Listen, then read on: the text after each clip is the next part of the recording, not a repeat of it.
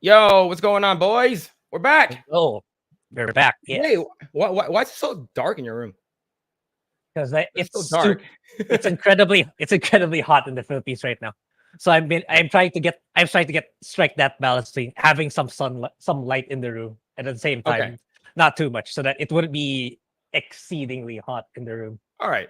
No worries. All right. So we have our very, very small YouTuber guest hanging out in the background. You know, he's just in the green room. We want to make sure that we respect his time. So I'm just gonna speed run through all the plugins and bull crap. All right. So if you guys want to follow us, subscribe to their channel, hit the notification bell, yada yada. You guys know the deal. But thank you guys so much for hanging out.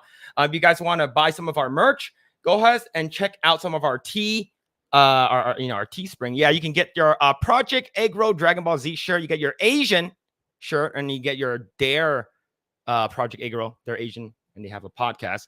And you get some of our Project Eggroll hub, and you get your Chinks for Trump 2024. And if you guys want to get your Let's Go Brandon shirt as well, you guys can, and use promo code Asian at checkout to get 20% off your order. And if you guys do want to get some coffee, go ahead and check out Coffee Brand Coffee in the description below. There is an affiliated link. Go ahead and use that if you guys want some coffee. But I'm pretty sure there's Geek Grind, which is probably way better. But I'm not saying anything, but I'm just saying that if you guys want to try this out, you guys can for sure, 100%. But I do use the promo code Asian at checkout to get some of your stuff. But joining us, talking about a whole bunch of stuff, especially on May the 4th, please welcome the one and only Gary Beekler of Nerdrotic. Yo! What's up? Yo, what's going on, man? Eggroll! What's up? Thank you so much for coming. Hello. Yeah, so you can understand me. Okay, I didn't understand you. Thank you for coming on. Appreciate it. I know that we have you for a limited time, and it was awesome meeting you in Vegas. Thank you so much for hosting the entire thing with Geeks and Gamers. I just want to give a shout out to you. And yes, and I have your link tree in the description. So everyone, if you guys haven't already followed Gary Nerdrotic, go ahead and check out his link tree in the description below. So once again, thank you so much for joining us. So for people who are already here who don't know you or who you are, I'm pretty sure everyone does already. Who are you and what do you do?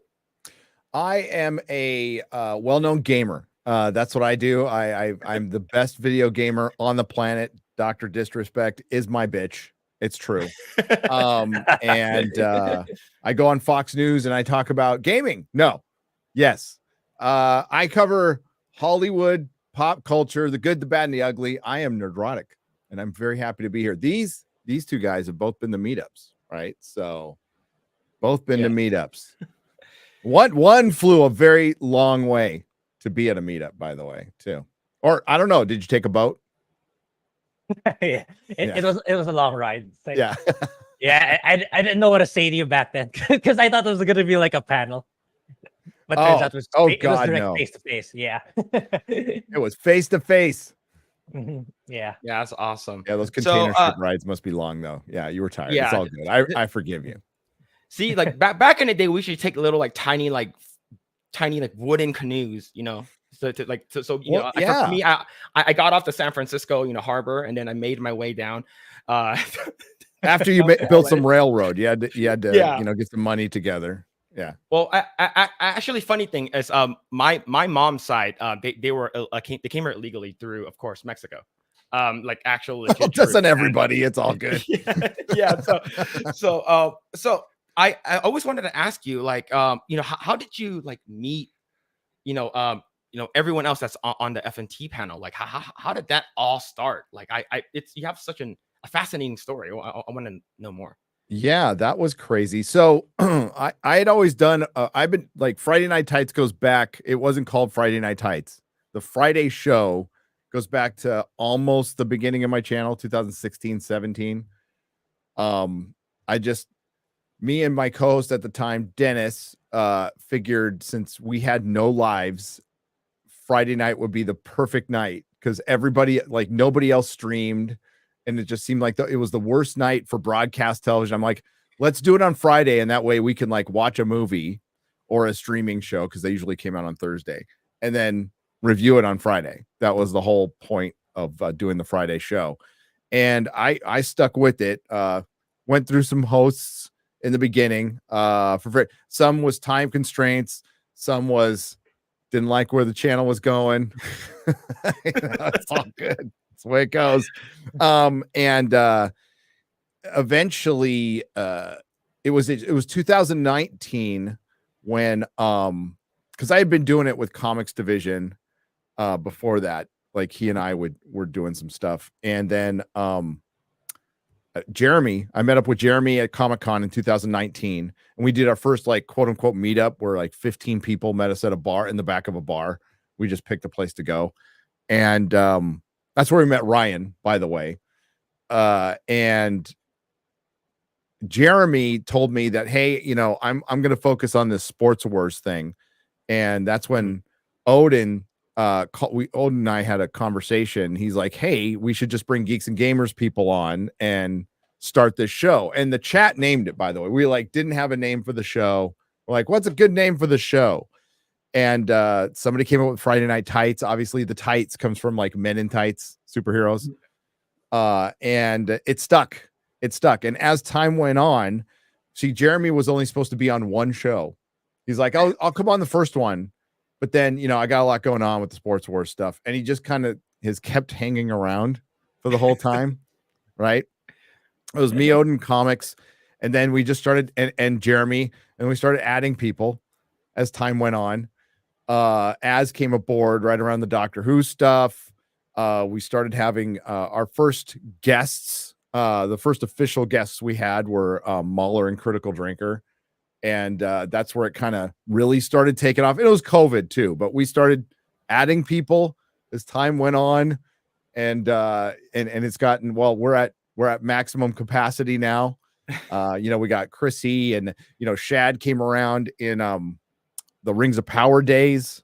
And yeah, and you know, we have like people in heavy rotation too. Like I would consider, I don't think he knows this yet, but I would consider like Disbrew our alternate. If somebody gets sick, we drag Disbrew in. And it's just been a ton of fun. It's it's hanging out with your friends every Friday and bullshitting. That's all it is. Yes. Yes. So that's what I did in my real, you know, in my life before YouTube. My two friends, Doug and Jay, who I honed my nerd skills with. I grew up with Doug. He's a childhood friend, and Jay worked with me at the warehouse back in the 90s. And we went to a movie every Friday and Saturday for 10 years. And that's what we do. We'd even stuff we like, we'd go and roast it, watch it, then roast it afterwards, you know, just and roast stuff. That's what we did. It was fun. So that's essentially what we do. And we just get along, and it didn't really hit me until the 300th episode. Because my wife reminded me, which was yesterday. Yeah. It's like how unlikely that is, that a bunch of YouTubers like hung out this long and got along. And the truth be told, I mean, you know, Drinker kind of outed us. We all secretly hate each other, but we're kind of stuck with each other now. You know, Ryan came in as, you know, he was kind of an alternate too. And I just said, nah, he's kind of good. We gotta keep him. We need our Archie Bunker. So he's our Archie Bunker. He's our Cartman. And yeah, so it was just organic basically, over time, and it's worked out so far. Yeah, it's been tons of fun. Yeah, that's amazing.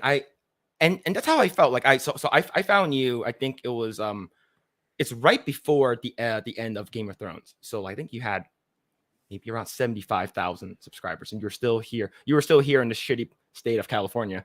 And and hearing that you went from San Diego to like San Francisco area, and I'm like, damn, that's awesome. Like hearing you, and then like watching you grow. It's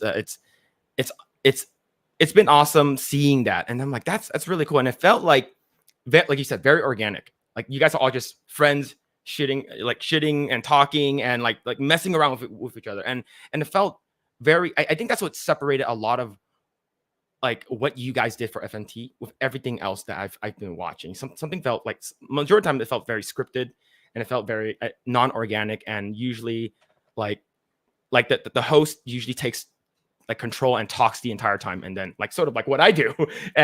But it just, what you guys did, it just felt very it felt very like we can relate to it, and I think that's what felt very genuine about your show, and I think that's what made you like get all the way to 1 million subscribers. Just congratulations again, by the way. It's just, Thanks. it's freaking awesome, and and it's surreal. It's I think everyone loves you, and it's and well.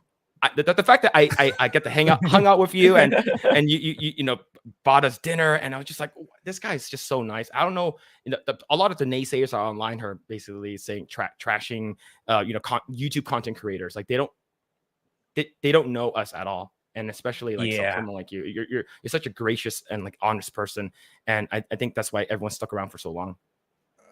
God, I hope so. I think they're just all clout chasing MFers, to be honest with you. No, I'm just kidding. No. We get along. We hang out. Like when we're not on the show, we'll go somewhere and hang out. We talk to each other on the phone. We're friends. And I think, I didn't go to broadcasting school or anything, but I watched a ton of TV. And I listened to a lot of talk radio.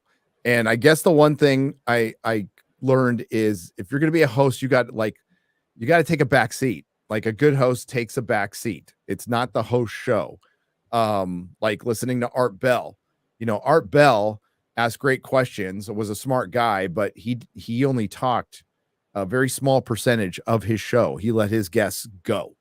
And I think it's really, especially on stuff I'm not as strong on, like gaming. I think it's good on nights to let Jeremy go, or let Az go, or let Ryan go, or let anybody, Chrissy, like whatever, especially if it's like, gay black rappers, we let Chrissy go. And she really likes that cultural stuff, or Simcast stuff, like talking about plastic surgery or buttholes. But like that's I think that's the part of it. We've learned to shut the hell. We talk over each other a lot, but we do like stop at a certain point. And I don't know how we do it. I honestly don't know. I don't know how anybody listens to it sometimes, but no, it's tons of fun. Like, it's just when you're done and your face hurts from laughing so much, it's like, that's enough. So hopefully that comes across. And I guess it does, because a lot of people tell us, and I really liked, Jeremy put up a reel of, Ivan did it, of the meetup. And they were asking questions like, who's your favorite host? And some of them weren't me, and I was devastated. I was absolutely no. It's great to hear that. It's awesome. So and it's also part of the difference is this is what Hollywood can't compete against. I talk about this a lot, is what you said is the authenticity, is we're just bullshitting. We're not checking ourselves all the time, except for maybe some like harsh guideline stuff. But I've always told the guys, like, treat it like it's your channel. Like, we'll deal with anything else later, but treat it like it's your channel. Don't hold back.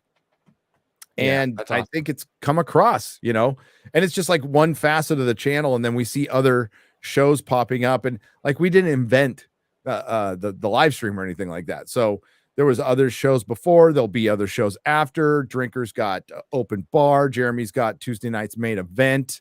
And like, now we almost have like a week solid of, we do. I mean, there's Geeks and Gamers Daily, Midnight's Edge does their thing too. And like, you have so much to choose from now. That's really good. Because I watch it. Because I watch it all. Like when I'm not streaming, I watch all of this stuff, and it's like really good stuff. And it's a little different. One's more informational, one's gaming, and I just think that's the future. And I love it as a fan of talk radio. And I used to watch tons of Johnny Carson and David Letterman when he wasn't an idiot. Conan O'Brien when he wasn't an idiot. Those Conan O'Brien was the best, like absolutely the best. Yes. Biggest nerd. He was the best. And this stuff like was subliminally massively influential on me. I also listen to sports radio too. Jim Rome, I used to listen to all the time. Like that's where like, for sports, that's, he used to do smack talk radio. So he would talk shit about sports stars all the time.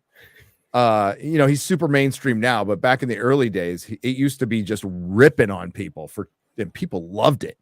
And it was great. It was fun. Old Howard Stern was fun. Yeah. Opie and Anthony were great.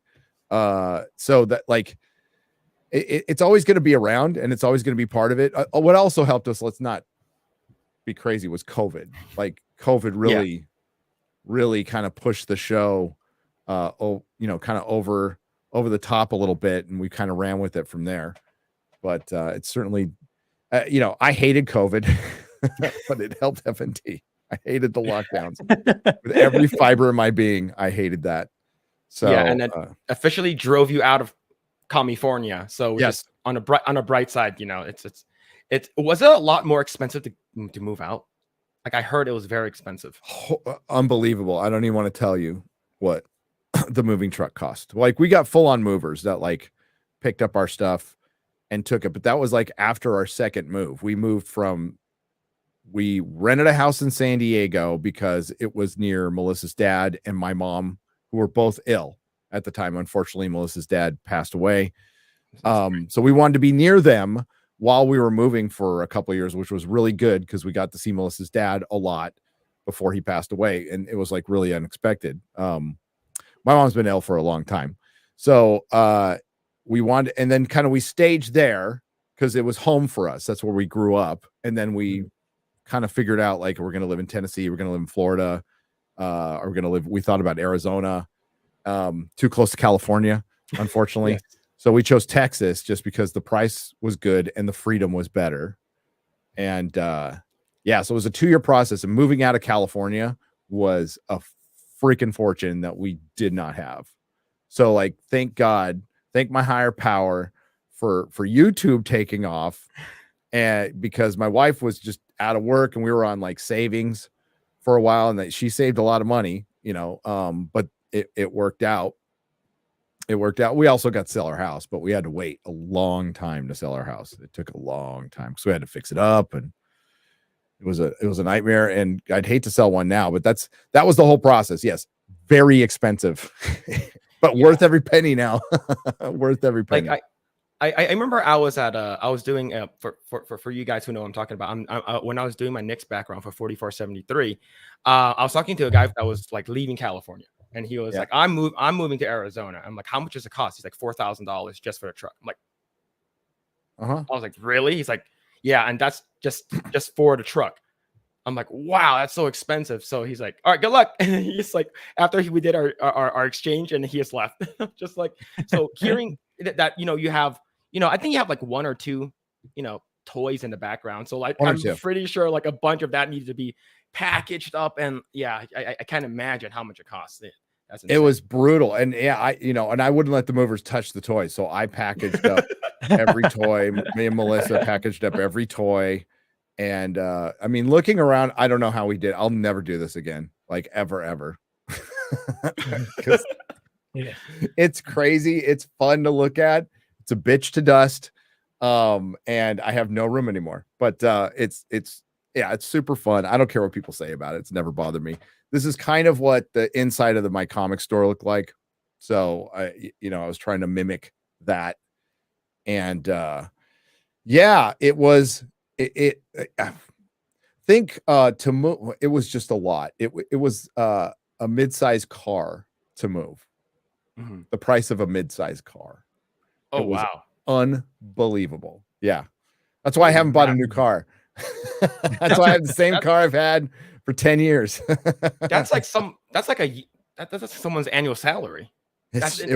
Holy crap. Yeah. We were a family that was in a house for 18 years together, accumulating stuff. Plus I had, what was left of a comic store. So what you don't see here is boxes and boxes and boxes of comics, like ridiculous amounts, that are heavy.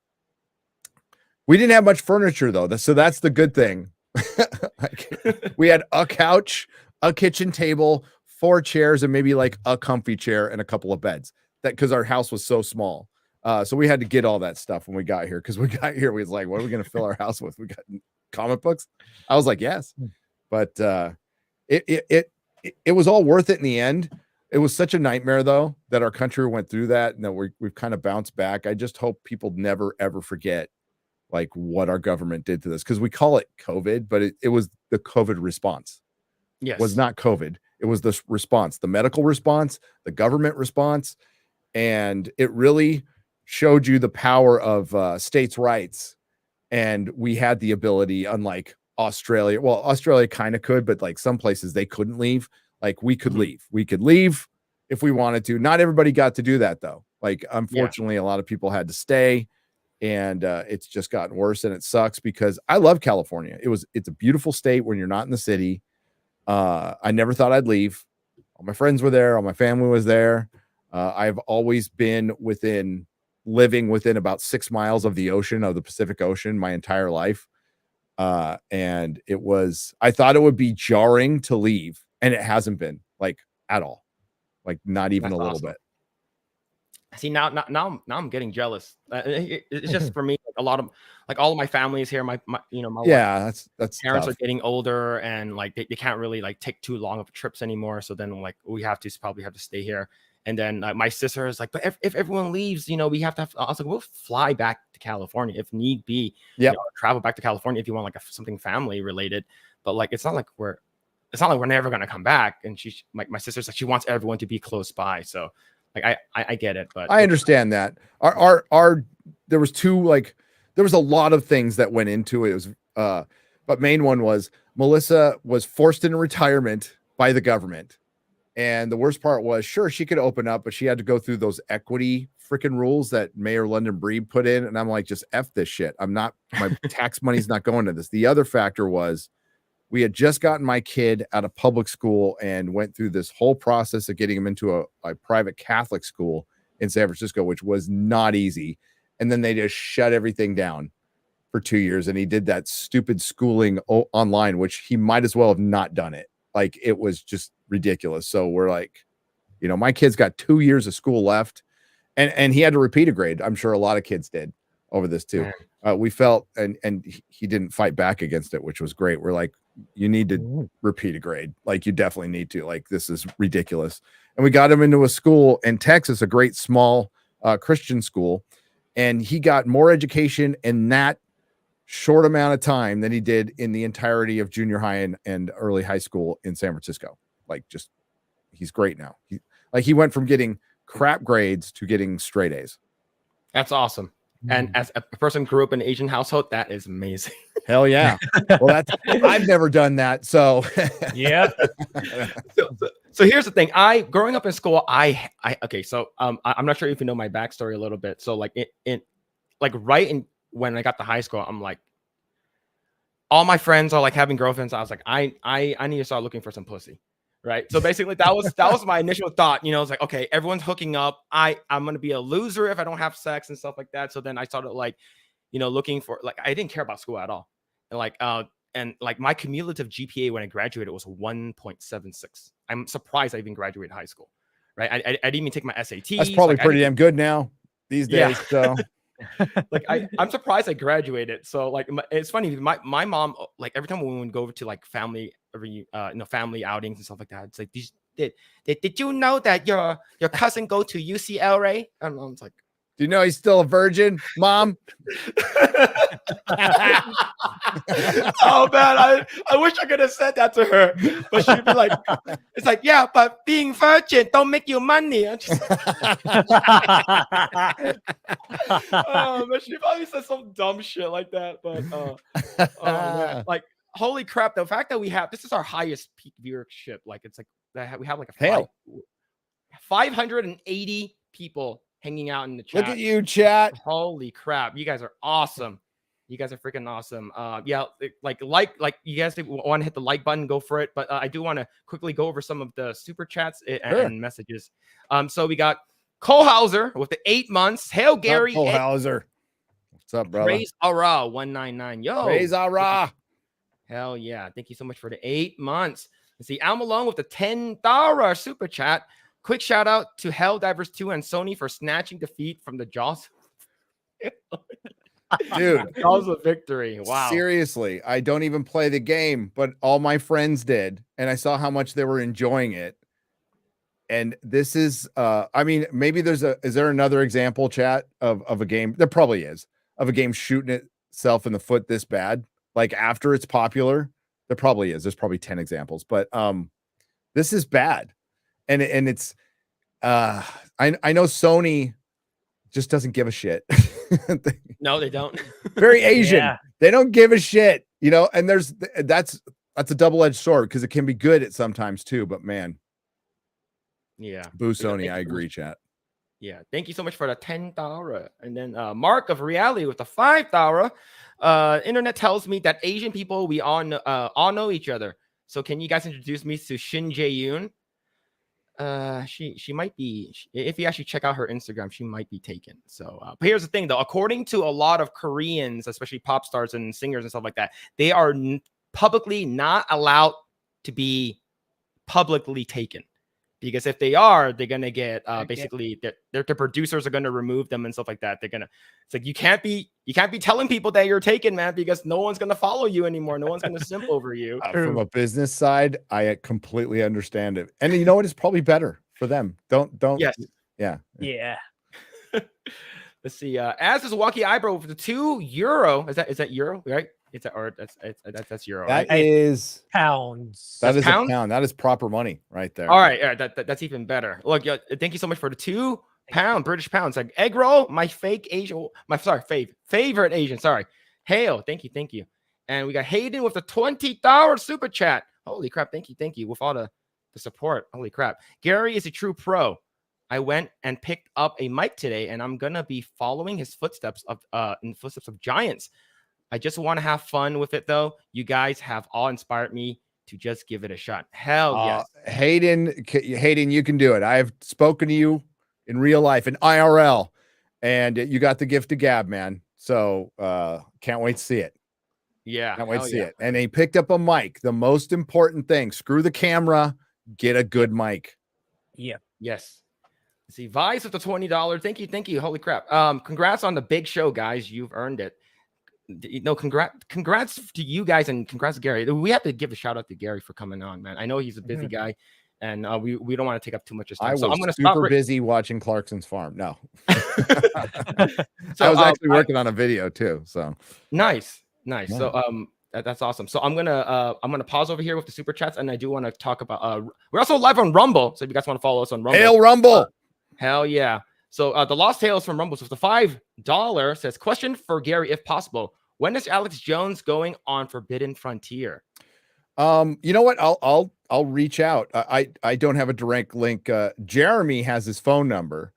So I think that's a really effing good idea. And you just gave me a better idea. Because considering what platform you were just on, that maybe Alex Jones, I talked to Alex Jones like off platform so we can get like real. That would be a really good idea. Let's see if that happens. And you inspired it. Oh, yeah, I can't wait. All right. So thank you so much for coming on May the 4th, Gary. Boy. I do want to ask, have you seen the Acolyte trailer yet? I have seen both of the Acolyte trailers. I have not seen the ratio though. I should probably check on it. I don't know how the second one is doing. I'll bring it up. Yeah, right let's do it. All right. So here we go. And here's the ratio. It's sitting at 39,000 likes and 40,000 dislikes on May the 4th. Oh yeah, baby. Woo! That is amazing. No way, because I saw the comments early on, but I was on my phone, so I couldn't see the dislikes. And they were like, my God, this is like so much better than the first trailer. I love that mask. It reminds me of Joker, Man Who Laughed, blah, blah, blah, blah, blah. I'm like, I hate it when we're so at a point where like this Star Wars thing reminds me of other thing. You know, it's like there's no better sign that your franchise is dead, because Star Wars is dead. Then people are going, well, it's going to be like Game of Thrones and Stranger Things and Cobra Kai and Thelma and Louise, you know, which is probably going to be closer to Thelma and Louise. Yeah. This is going to be a, can I cuss? Yeah, absolutely. It's going to be a fucking dumpster fire. Yes. Mm-hmm. Oh, and the thing is, I like Carrie-Anne Moss, and I just feel I bad. do too. Yeah. One of my favorite lesbian. Oh man. So Grae and I haven't seen it. Is it okay? Is it cool if you watch it? Absolutely. It's your show, man. Let's go ahead and watch it. I'm here for the All ride. Let's go. Last night, a Jedi was murdered. A Star Wars was murdered. The Jedi justify their galactic dominance in the name of peace. But that peace is a lie. Oh, that's it. Peace is a Jedi are lie. being hunted.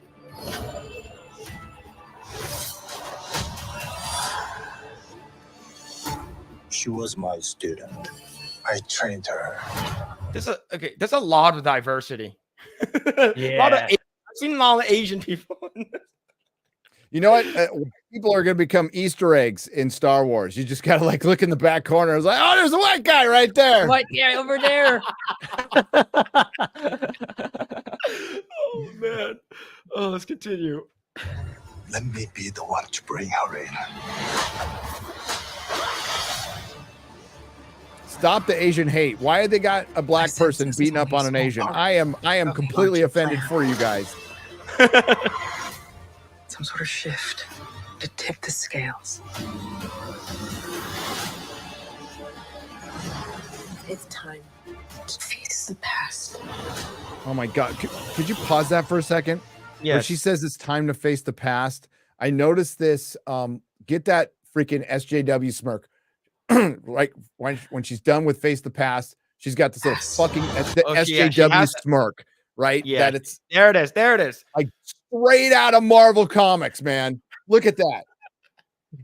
Like there's no like when you act, all right. I'm not an adult pretender, but I've watched a lot of movies, so that makes me an expert.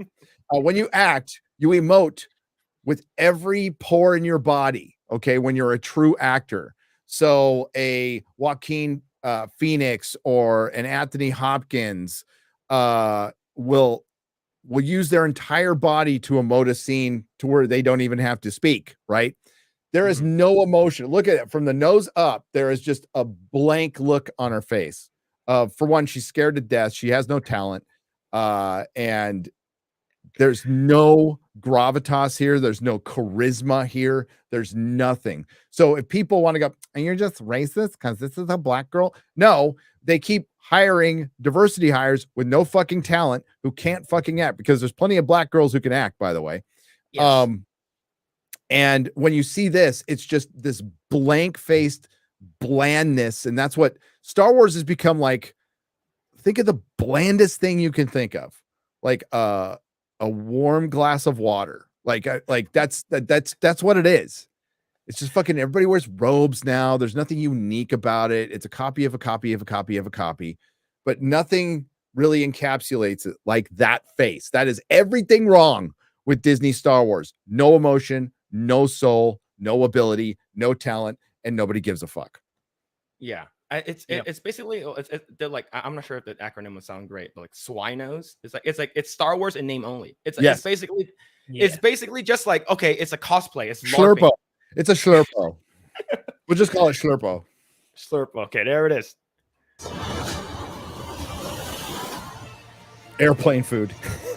Yes, Chad. Yes. Destiny is not decided for you by an anonymous force. If you want to pull the thread and change everything, then pull it.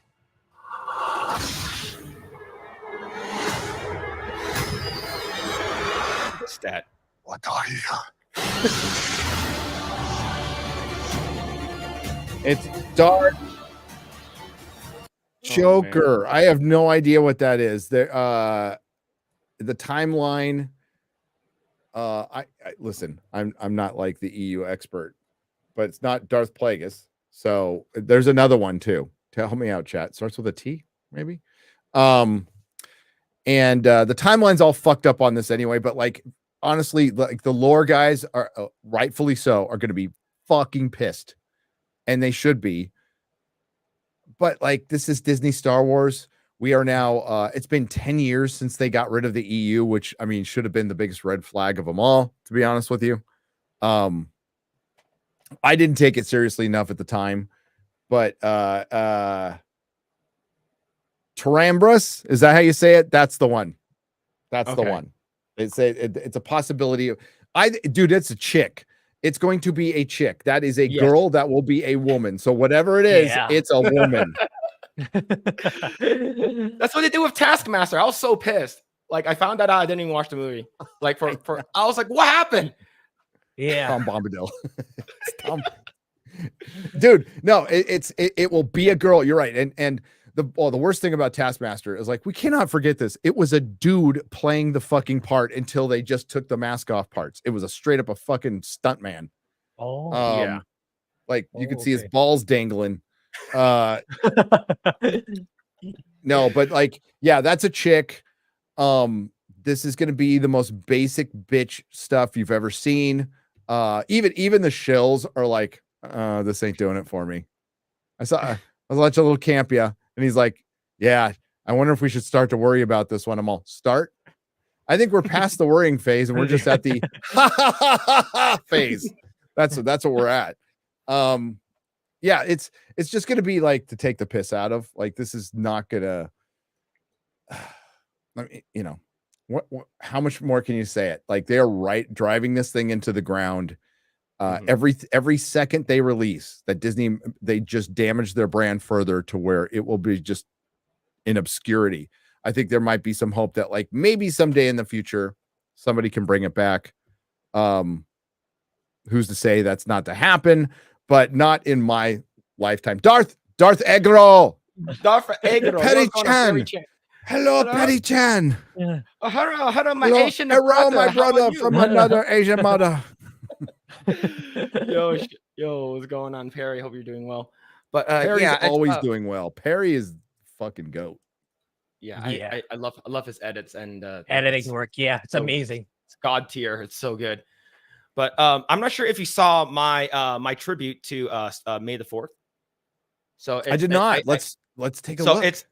I haven't played in a long time since I was 12, and I'm still getting over a cold. Since ever since I got back from Virginia. So you made this a couple of years ago. Yesterday, right? Or a while ago? No, I made this earlier today. Oh, you made it Yeah, early so, today. Okay. Yeah, so sorry if I sound very breathy. But it should be okay though. It should be okay. So I'm gonna play it right over here. So hopefully it's not too loud. Hopefully it's not too loud. And the saxophone guy from Vegas inspired me to pick up the saxophone. Oh, that's again. that guy was awesome, man. He was so cool. Yeah, I love him. All right, here we go.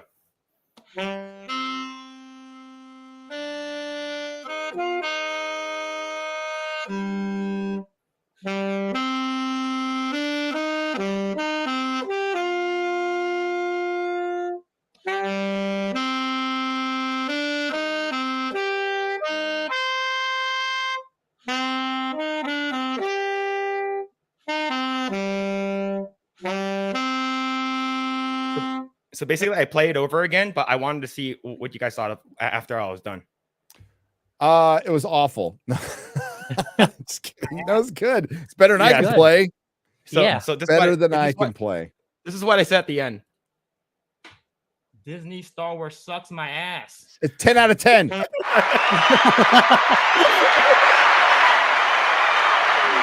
Oh man. So because everyone was doing like a Star Wars trip like thing, and I was like, I'm gonna play the Star Wars song, and then but it's so sad it's like a casing of what it used to be. It's just so sad what it was. And the thing is that I didn't grow up watching Star Wars. I watched Star Wars as an adult. So I enjoyed it for what it was. And I remember watching A New Hope when I was like 24, and I was like, wow, this is really, really good. I really enjoyed this. And I watched the entire thing, and then seeing it what it is now, it just makes me sad. And it makes me even more sad for people who were original fans, people who went to the theaters in the 70s to go watch it, people who are into the books and all that kind of stuff. And it's now I always ask everyone, Gary, do you think Star Wars can be saved? Nope. There it is. No. Why not? Too much damage done. the Cliff Notes answer is Star Wars is Han, Luke, and Leia, Darth Vader, Chewbacca, just a very small core of characters to the general audience. And Star Wars is a general audience intellectual property. It is a theatrical intellectual property. It's not a streaming show. It's not a series of books, comics. Those all stem from the theatrical. When you're not making the theatrical, you are not growing the brand because George doesn't have a secondary world. He doesn't have a like Tolkien, he doesn't have a show Bible. So he made a lot up while he goes. So general audience only knows those main characters. And they have done irreparable damage to those main characters. So you're done. You're just fucking dead.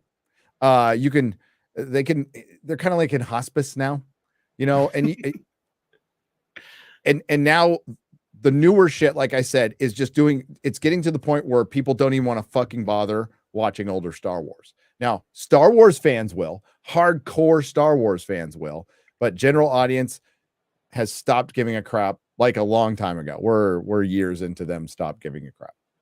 Otherwise, there'd be a movie. There'd be a Star Wars movie in the theaters. They can make all the fucking excuses in the world. COVID didn't stop Spider-Man No Way Home. Everybody forgot about COVID overnight for that movie. Strikes, all this other bullshit. That's what it is. It's just bullshit. So it's dead. Now, do you think that if they give it like a 10-year break, so sort of like, or 10 to 20-year break, sort of like what they did with the original 3, like after like 20 years, no one, like Star Wars nothing, and then they bring back Star Wars, then they sort of. So how do you bring it back? Do you reboot it? Yeah, like you continue it. I would say it has, for me, you have to remove yourself from the Skywalker family. But the thing is, and no one, if that's the case, or maybe you can. Yeah, it would have to be an extraordinary film. You would have to find like James Cameron early days to do like his Aliens, to come to Star Wars and reinvent it in such a way. And I just they'll probably try. I mean, it's a cash cow, but here's the problem they're facing in the future is they're now losing a generation of fans. Like Star Wars, whether we like, there's a big divide between OT and prequel, but it's undeniable that the prequel made an entire new generation of fans. Like a huge, nowhere near the original trilogy, but still big enough to make them a lot of money. They're not doing that now. There's no world we live in where the Disney trilogy will be appreciated 20 years later. It just won't. There'll be some holdouts going, it's not as bad as you think, but no. Man. Yeah, then it just really, really sucks then. It's because it does. I mean, I tried to hang on for so long, but what Disney will do is they'll reboot it and they'll remake the original trilogy and the prequels. That's the last card they have to play. Yeah, whether that works or not, I highly doubt it. Oh man, that's absolutely it sort of makes me it's like very melancholy now, just like thinking about it. Like there is never going to be something like that ever again. No, and no, it's like trying to revive the Beatles. You just can't. Yeah, you find something else, find something fun. There's tons of stuff out there that's pretty good. It'll never be as great as Star Wars. Star Wars was that perfect mix of sci-fi fantasy. It was really of its time. A time where dudes were painting wizards when they could afford it, airbrushing wizards and shit on the sides of their vans and reading, Metal Hurlon or Heavy Metal magazine. There was tons of fantasy magazines, and reading Conan and stuff. That's what Star Wars came out. And it also came out of the guy who grew up watching Saturday morning serials, Flash Gordon, Buck Rogers. I think it's probably far more likely that to somebody to actually like take Buck Rogers and Flash Gordon and make something interesting out of them. Yeah, I can see it. I can see it. Like here's the thing. I never really watched Flash Gordon. So it's an old-timey thing, but that's what Star Wars is going to turn into, an old-timey thing. So you're going to be old Project Eggroll out there, old men Project Eggroll going Eggroll, and the kids are like, Star Wars is just old and stuff. Oh, it sort of does remind me of when do you remember it when Tom Holland's character is like, you remember the really old movie Aliens? And then it's like I'm like, oh, we're gonna be those guys. Oh, okay. Oh yeah. Mhm. Oh, I'm Man. experiencing that right now. So All it's right. So let's it sucks. But like all things end. All things end. Mhm. jump over to another franchise that's already dead. But I believe it's coming out, what's it, May 11th or something? Is it soon? And Oh, really soon. yeah, really, really soon. I think it's May 11th. Oh, I'm not Doctor really Who, sure. May 10th. Yes, May 10th. There it is, May 10th. Yeah, I don't know So, when you're getting it in the Philippines, but do you have Disney Plus in the Philippines? We do, but I'm not sure if we have Doctor Who in it. Actually, let me check. You should, because I think it's internationally going to be on. I think so. Oh, Disney, okay. or maybe it's on. I don't know. It's we're getting it first on May 10th in America. Okay. Right. So, I guess I'm gonna watch the first episode for laughs. But as far as like cutting a video, reviewing it, it would have to be like fucking like monumentally bad, like Velma season 2 Santa Inc. garbage bad for me to make a video on it. I have no hope for it being good, by the way. It could happen. I'd say there's about as good of a chance as you having a trans kid, but it's pretty small chance. So I do want to jump over to an article for what's it called again, for Doctor Who, and it comes to us from Bounding in the Comics. It says Doctor Who showrunner confirms upcoming season to feature heavy focus on progressive messaging. If you're not writing that in 2024, what on earth are you doing? If it's already not dead, touching grass, that's what we're fucking doing. Touching grass, because you I don't know if you know, the star of the show said if you don't like the show, then go touch grass. It's like, yeah, so I'll be like squeezing, I'll be caressing grass. That's what I'll be doing. Not watching your fucking show. You also know it's a reboot now. Wait, what? So it's considered a reboot. They're gonna call this season 1. Okay, that I didn't know. I thought he's going to be the 14th or 15th Doctor. So when they did the bi-generation, that was essentially with the 14th Doctor, that was ending the old Doctor story. And that's what it was within and they were kind of going back and forth. Are we going to call it season 15? Are we going to call it season 1? And the last time I checked, they're calling it season 1. They're calling it season 1. But whatever it is, it's a reboot. Like Russell T Davies has come out and said it multiple times. It's a complete it's a reboot. That sucks. Yeah, well, I get it away. But you're right. It's this is just an out of touch old gay man. Who, I mean, that's what he is. He's an out of touch old gay man who thinks people are still on Tumblr, and it just has no fucking clue. And he's so disconnected. This is what's happening. Is like a lot of these creatives, like this is why you don't want George Lucas back. All the people begging for George Lucas back, look at Doctor Who. This is exactly why you do not want George. It will just make you sad. It will make you sad, and you don't want to hate George. I didn't want to like really be disappointed and pissed off at RTD, but I am, because we got activist Russell T Davies and not creative, writer who brought back one of the greatest shows ever in a great way. Again, talent fades. Talent, you only have a finite amount of talent in the world, and you only have it for a certain amount of time. So use it wisely. Use it wisely. So this is the quote right over here. It says, to this end, Gatwa then noted that while many have taken to describing his version of the Doctor as queer, he himself was reluctant to apply any human label to the Doctor. They're an alien. Okay. And then I do want to talk right over here what Russell T Davies talked about right here.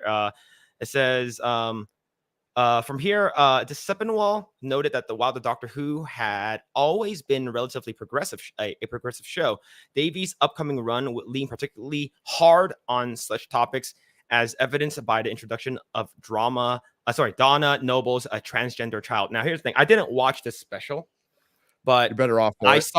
I saw clips of it. I'm like, they literally, like, and I mentioned this before, they literally brought back like a fan favorite David Tennant just to shit on him. Yes. Yeah. I've seen this. the single most predictable thing they can do is bring back the white male character to shit on them because they're trying to discredit the white male legacy that this show has. They've come out and said it. The previous Doctor, Jodie Whittaker, said Doctor Who was a practice in the male gaze. Right? And now it's just a practice in the male gaze. The other gaze. Yeah. Gays. Yeah, I queer is a human trait. So I don't know what the fuck. I think he's just dumb. I think he's just young and dumb. But yeah, this is what happens when you have oh my god, are they talking about what? I'm talking as someone who lived through gay liberation and the way through the AIDS crisis. Yeah, these are 40 years ago. 40 years ago when that shit was real, of course. And that was real, but entertainment has never been a difficult place for gay people to find work. Okay. And that's great. That's fantastic. But there's an old term. Like we miss cocaine Hollywood. We miss Coke Hollywood now. Now woke Hollywood. We also miss 80s gay. 80s gay when they were like way more fun and cool and like not hung up on everything. Right. And that's the world we're in now. Yeah, I can't wait for a show. And this one's gonna be supposedly written down to kids more than the reboot was. The reboot was a kid's show, but it was a kid's show in the sense of Doctor Who being a kid's show when I was a kid, right? When it was scary. There's a bunch of monsters that look like freaking lettuce because the BBC had no money. So they had paper mache and stuff, but they were so hideous. It still made you, like Davros could scare the shit out of you as a little kid, like completely. This like corpse in a freaking wheelchair. He can't even be a wheelchair now. Yeah. When I was a little kid, Star Trek scared me, but I freaking loved it, but yeah, now we're scaring kids in a whole different way as I look at this picture. Yeah. It's 100% indoctrination. Like if it's not like basically out front and center, it's 100% indoctrination. And it makes me super, super sad. But yo, we got Jen and Sylph Saska hanging out. The Saska sisters. What's up, ladies? Hey, how's it going? Yo, thank you. He said, hail, Project Eggroll. Hail, Gary, the godfather of geekdom. Hail, chat. Yo, hail the Saska sisters. Hail. But yeah, they're brilliant. Kind of talented. Yeah, they are. Directors, stuff. Yeah, it's freaking awesome. I love their work. But I told my wife what happened like for Doctor Who and like the whole alien, like misgendering the alien. And it was, and the thing is that Grae doesn't watch Doctor Who, so me telling him this, he's like, "This is insane." Like it's really insane, right? Like it's the most. It is the single worst example of a murdered franchise, like from beginning to end. They went back to the very beginning and changed the origin. Think, what's your favorite thing, Grae? What is your favorite like book, show, movie? Okay, let's go for Breaking Bad. Breaking Bad. So we're gonna have to reverse this with Breaking Bad. What if they took Walter White and like gave him this fucking happy ending and it became an inspirational story? Like they just fundamentally went back in time and changed the fucking character, right? So they did that with Doctor Who. They went back and William Hartnell, who is beloved in the UK, beloved by all Doctor Who fans. They replaced him. He was the first Doctor. So he was the original one before he regenerated. He's the one who grew up from a child into adulthood to where he was a grandfather. So he got married, had kids, and his kids had kids. Male grandfather. They decided to turn him into a little black girl. They went back in time and said that, and they haven't fully explained it, but he's completely forgot about there's regenerations because the Doctor can regenerate into a different character. So he's forgotten about previous regenerations. And now all those regenerations are bi-generations. So nobody really died. The other one just took off. So how does that explain the seventh Doctor who got shot in lands in San Francisco and gets shot by a bunch of Asian guys, by the way. And just want to point that out. And gets killed. So did his dead body walk off somewhere? Like, how does this even fucking work? Right. So yeah, it is there is no story that has been fucked up as much as Doctor Who. And some of the fans hung on and hoped that it's called the Timeless Children timeline. It's the deal breaker. And they thought Russell T Davies would come back and kind of get rid of it. Well, he just made it worse. So, I mean, there's nothing but apathy when it comes to this show. Like, the only people still talking about it probably are us old guys who are still a little pissed. But we're like, man, you know, just when we thought things couldn't get any worse, they get worse. They get worse. And believe me, that's what's in store for Star Wars. Now, do you think Marvel can still turn the ship around? Yes. Yes. Do you think Deadpool is going to save it? I don't think Deadpool will save it. I think it's going to give them a win that they need.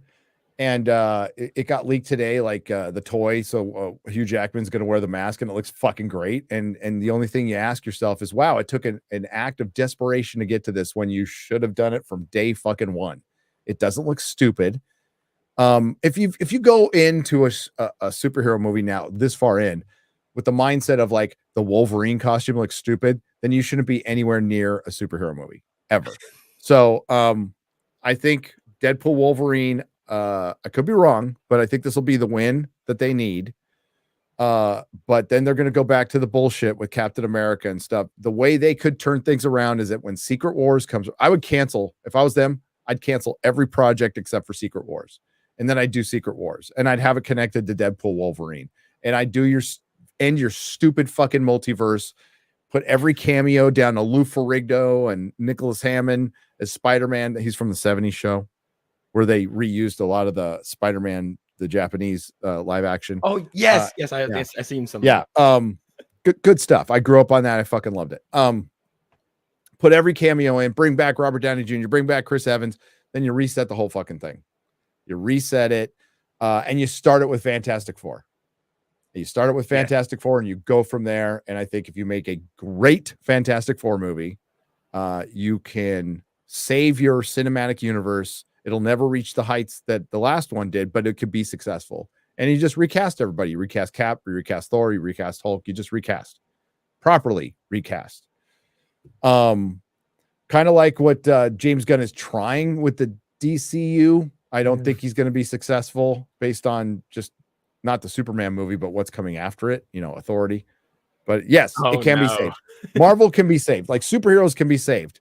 You can still do, like, maybe not Marvel, but you can still do a bunch of the independent comics. You can do a Dread movie, and I think people will go if you. This is all like in a different universe, right? So if you like rebooted The Crow and you actually adapted the comic book and didn't do John Wick tweaker with tattoos, it would probably still be like there's still an appetite. Like people will still go. The customers are still there. That's my whole video is going to be about, like, the market's still there. You're just not providing the market with what it wants, right? So that's exactly what that. And when you do, holy shit, people go. But eventually that wears down. We're seeing that with Fall Guy right now. Pretty decent movie, you know. I liked it. Pretty well received. Good reviews. Good cinema score, and it underperformed because people are tired of Hollywood. You know, yeah. So people will go and watch it on streaming and go, that wasn't that bad. You know, it's not like 10 out of 10 or anything. But like with Marvel, there's definitely a chance, and DC. Okay. I'm like, I have my doubts, but like both of them could turn things around. Yes. Now, Grae, do you know what the authorities is, or they are? Sorry, authorities. Like, do you know what they are? This is the one we talked about before, right? Or like the Batman and Superman equivalent are like onto each other. Is that the one? Yeah, they're married. They're gay married. They're married. Yeah. Yeah. So like it was a Wildstorm comic. So it existed outside of the DC universe for a while, right? And it was supposed to be, you know the boys, right? So it's basically the boys. It is a Justice League that's way more hardcore. I mean, put it down into the very simplest of terms. But Mark Millar wrote for it. Warren Ellis wrote for it. And it was a popular book. I mean, it wasn't best-selling or anything, but it was a popular book. It was a solid selling book. And I certainly think it could exist outside the DC universe, like go make a TV series on it or something like that. But being the second movie after Superman is fucking retarded. Yes. No, Superman, Batman, Wonder Woman. You establish your trinity. That is your holy trinity of DC. And then, you know, how about a proper Flash movie? Green Arrow movie. Green Arrow movie would be fucking awesome. Like a proper Green Arrow movie. Hell yeah. You know, introduce the Green Lantern Corps, the Martian Manhunter. You get your basic Justice League. Maybe, you know, I don't know. Base it on Justice League, the cartoon. That's all you have to do. It's just we've been saying for Batman for years. Base it on the animated series. If you need something that kind of boils everything down, right? Because there's so much comic book lore. Batman the animated series. Every single Batman fan loves Batman the animated series. Yes. And here's the thing. I think the reason why they don't Hollywood and these creatives don't like doing that. It's like they literally have like their quote unquote Bible. It's like just follow these footsteps, you know, add some creative changes, leave the story alone. Don't like stray too much from it, and it will be good. But the thing is that as a person who works in entertainment, like a lot of us, they're like, we want to put some shit that we want to dip our dick in the fucking soup just to make sure that like it changed a little bit. That we feel validated. That hey, look, that little change that you did, that all of a sudden, Tim Drake is all of a sudden gay. That's me. That's me. Because they have no other fucking value, right? They feel like if I don't do anything with my job, like I will amount to nothing. So this is something that they're trying to take that's, you know, it comes with their own fan base, and they're just fucking ruining it. It comes from not loving comic books. Like when they do it in comic books, it comes from not loving the medium you're in. And you would be well, maybe you wouldn't be surprised of how many people who work in comics fucking hate them. Hate the customers, hate comic books, one foot out the door. So you're right. Like a lot of this, like, hey, we want to make this character gay is twofold. It is the corporation wanting to make some waves and get some free press. And it is a creator wanting to have some gold star or some rainbow colored star on their resume that will get them a job in Hollywood.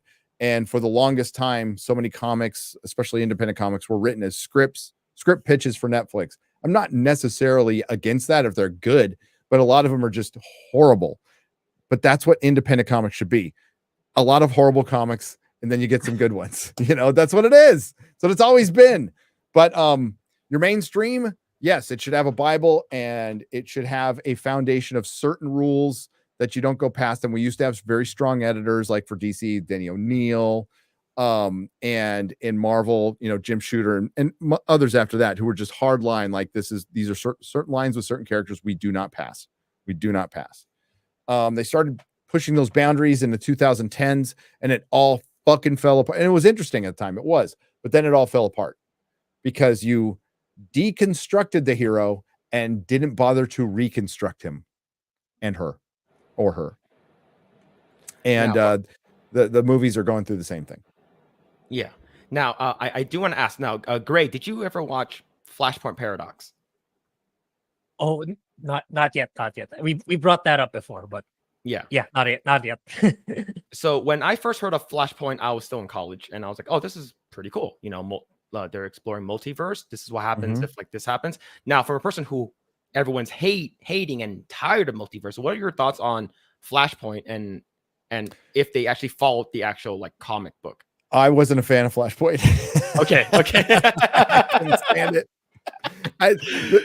I seeing Thomas Wayne as Batman, and just maybe because I'm fucking old, I'm like, no. No. Art was good. People loved it. Sold like crazy. I actually own them all, but I don't like it. I don't. Okay. No. I didn't really like the Return of Barry Allen either. I'm a Wally West guy. So that's what I fucking grew up reading. That's all I knew. I knew Barry, for one, I started with the Teen Titans, right? So that was like really, you know, outside of Batman and the occasional Superman, the first DC book I really dived into and loved was the Teen Titans. And then, I was a Wally West guy and always has been. And he's, quite frankly, is the one Flash who has the most personality. Barry Allen before. The better Flash comics have Wally West. Okay, yes. They just do. It's just a fact. So bringing him back was a gimmick. I didn't like that. I like Green Lantern Rebirth. I did like that one, but not a fan of the multiverse. I despised the Secret Wars by Marvel. But I liked Crisis on Multiple Earths, Crisis on Infinite Earths. I did like both of those. Yeah, those are good. I think they served a purpose. Convergence, I thought was a really good idea because I think that was the first attempt to like, hey, let's try to fix this shit. Let's try to fix this shit. And they just failed at it. But mostly a multiverse is a gimmick that you're trying to get yourself out of some continuity bullshit. And it's not my favorite thing in the world. No. Yeah. I think they're leaning way too heavily in it's just it's the people in the chat are already saying like it's lazy writing. It's like, oh, this person is dead. Oh, let's bring him back. It's like a cop out. It's like we don't know what to do. Okay, let's bring in multiverse stuff so we can fix it that way. And they should have just freaking recasted a bunch of these characters. Like if they're dead, they're dead. Who cares? But tell us how you really feel about multiverse, Gary. Fucking sucks. You wanted some good it's not even crossover comics. Contest of Champions. That's one of my favorites. It's a short little series. All the fucking heroes get together and they fight, and it's ridiculous concept and it's fucking fun. It's great little comic. And that's why the Infinity Gauntlet is the GOAT, because it's not some multiversal event. It is just all the heroes getting together fighting this massive threat. And as much as people like Infinity War, the comic's 1,000 times better because it has all the Marvel heroes in it. Instead of Hulk falling into the Sanctum Sanctorium, it's the Silver Surfer, right? That's how it starts. Yes. And Silver Surfer is one of my favorite characters. Read that. Yeah, fuck multiverses. They're a gimmick. They are absolutely a gimmick. And when you're at that point, you're done. And how comics survived it is they did use it to reset things, and they kind of grounded things after that. Also, I'm not a big team. Like the only team books I liked that were big teams, X-Men to a certain point. I think in the mid 90s, I got sick of X-Men because it got too soapy and gay. I've always liked the Avengers, and I like the West Coast Avengers, but like Fantastic, I like a smaller team. So like Defenders was my favorite team book, and Fantastic Four was my favorite team book until the Titans came along. And I love reminding people this: Teen Titans, Marv Wolfman and George Perez outsold the X-Men. Was like the one DC book to outsell the X-Men for a while. They also have the best crossover. X-Men, Teen Titans. It's Darkseid, Dark Phoenix. It's freaking amazing crossover. Hell yeah! All right, let's go ahead and I'm going to speed run some of these memberships and stuff like that. We got Cerberus with a 20 gifted Project Eggroll membership. Holy crap! Thank you. And you got Smooth the DJ became a new member. Yo, what's going on, dude? What's going on, Smooth? It's a Fear the Lethal with the 199. Not a big fan of the Sony. Yeah, a lot of people aren't. Yeah, a lot of people was hating Sony right now. No, they're about to buy Paramount too. Well, the movie division, not so Sony is like two different companies because like the Japanese company cannot own any American like broadcasting or anything like that. Mm-hmm. But the Paramount Skydance deal fell apart, so it looks like Sony might buy them. And the movie division is just as bad as games because they're run by Tom Rothman. He's a fucking idiot. Sorry to interrupt, but no, you're good. Yeah. It's just, Sony's a shit show right now. Let's see, the Beast with the 9 months, Hail the Fellowship, and the 199. Remain blessed all. Thank you for the 9 months. And DB Wild says with the $5 says, who the fuck this boomer you got on here? I'm still here for Great Boy and Chanman. Hail Eggroll Nerdrotic. Mad love, fellas. Thank you for the $5. Thank you. Snapple with the $5. After hearing Phil's high school story, why you be in school? You Asian, not you get B in school. Why you get B in school? You're Asian, not B. Not B Asian. I'm boomerang these super chats. I'm sorry. Okay, okay. Here's the thing. And the chat knows. I failed algebra twice in high school. Oh my God, you lost your Asian card, didn't you? Your parents disowned you. Oh I didn't. Okay, me and my mom were estranged for a long time. Like I would say probably for like 7 years. Holy shit. Yeah, because of my ex didn't really like my mom and my sister, and I was too busy trying to get laid. So then like I'm like, Yeah. oh, you know, and then like it was a complete Guys, mistake. we all Like, know that I one. missed. We do. We understand. But yeah, I had a Bob first with this, yeah, Bob with the super sticker. Thank you for the 3, and then Lord Botha with the $9.99. Here's to hoping Acolyte becomes the launch pad for my new for my YouTube career. That's the Nice. one good thing that'll come out of it. I hope, Yeah. man. I hope so, Lord Botha. Yeah, I really do. I will also be picking up a mic in 2 weeks when my teaching contract ends. Thanks for the inspiration to all the fellowship. Yo, that'd be awesome. Can't wait. That's awesome. And holy crap, $50 from Deflect 15 with a 50. I'm hoping that this actually translate to $3 in Chinese money. Actually, that will probably. I think Chinese money is different now. Like I think they're stronger. I think it's around like $6 to $5 Chinese to $1 US. So China money is not as good yet. Not yet. It's all based on ghost cities, that they write off on. So yeah, I'd transfer that to American cash as fast as possible. Yes. Let's see. Justin Martins with the 1 membership says, I see you're giving smaller YouTubers a shot. I really appreciate the opportunity. I do. Yeah. Thank you so much for coming on. If we can, the mods in chat, if you can post the small YouTuber the link tree and all his links in the chat, that'll be greatly appreciated. Thank you. All right, so let's go ahead and talk about some video game stuff because Gary's the ultimate god gamer. Totally. Like, so let's talk a little bit about Helldivers.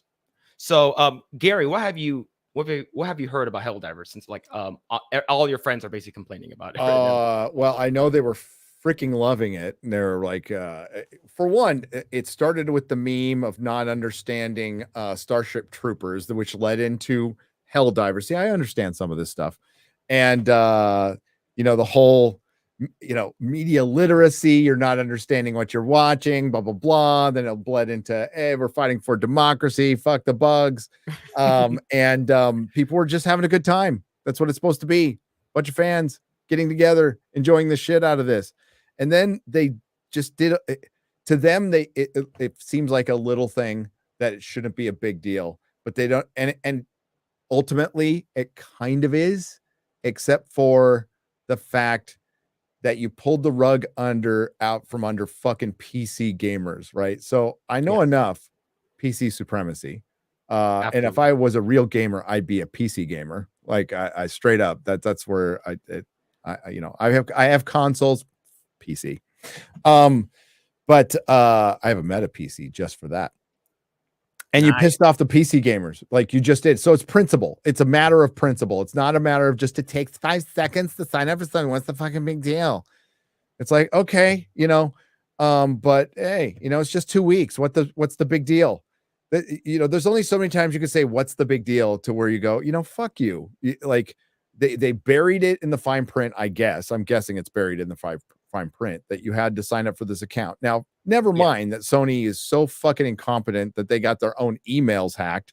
And then they got their twice major Sony PlayStation hacks and Sony account hacks. People's credit cards went out there, and they want you to sign up for an account just so they can basically sell your data. So they get, and then the worst part is you won't be able to play the game on Steam anymore. Well, fuck that. Screw you. No. So now Steam, I think, has changed the playing hours, right? So you can get a refund. Now Steam's pretty fucking cool. Gotta say, Steam's pretty fucking cool for a big company like that. So very, very customer oriented. It seems like, correct me if I'm wrong, but it just seems like they're the kind of people you want to support, that's what I know. I know my friends are fucking livid. They're livid because this does matter. It does. If you had said this up front, like, hey, we're going to let you play this thing for a couple months, but then you have to sign up in 2 months, said it up front, that would have been completely different. People still would have bitched, but dude, you're being upfront about it. It was, they weren't upfront because they knew it would piss people off. Am I far off on that one? That they hit it or didn't think about it? They had to know this would piss people off. Yeah, there's a fine print saying that this is there is, you have to link to a third party, but it wasn't it. But a lot of people, like even South Park made an episode about this. It's like, who actually reads the the TOS or the actual fine Nobody. print, yeah, people just like, I just want to fucking play the game, man. So they just like go in and didn't read it, and then is that the part of the user's fault? Technically, yes, but the thing is, this is just like extremely how they handled it is just really bad. I know there's a law in California where you can't bury things when you're selling a house or a car in fine print anymore. You have to there's certain things you have to put in bold. They have to be up there up front. You can't bury that shit in fine print anymore. Now, I don't know how it is for entertainment. I'm sure they can get away with everything because people just see it as a game, right? It's still wrong. It's still wrong. You were still hiding things. So somebody at Sony and whoever's making Helldivers knew this and said, we're gonna come out with it. And I would guess that the people making Helldivers would be probably dialed in with the gamer, with your average gamer, and know that the PC gamer would be pissed, right? Like they would know. So they hid it from you. That's what people are pissed about. Is my guess.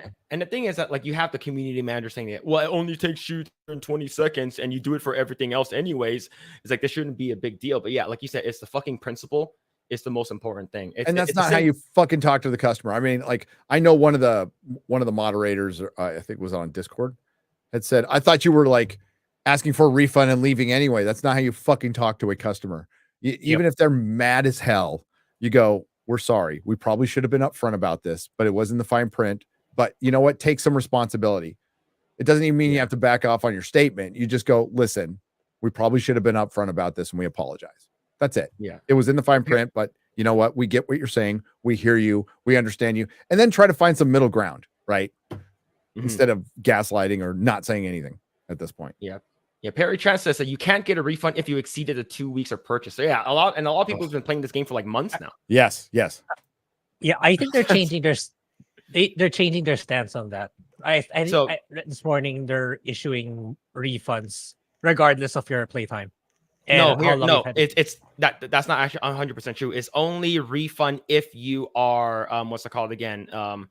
Grae, you don't have access to PlayStation Network in Philippines. Yeah, that's the thing. So you would get a refund, right? Yeah. So only people who don't have access actually will get a refund. So this comes to us from that Park Place. And says Helldivers 2 community manager claims that players in countries where PlayStation Network is not available will not need to link the stream accounts as well. So, and you can also get a refund. So the thing is, this is if it wasn't a big deal, then why'd you do it to begin with? Exactly. If it's not such a big deal, exactly. Then why do it? It's the same thing. The same controversy happened with what's it called again? Stellar Blade, right? The whole censorship thing.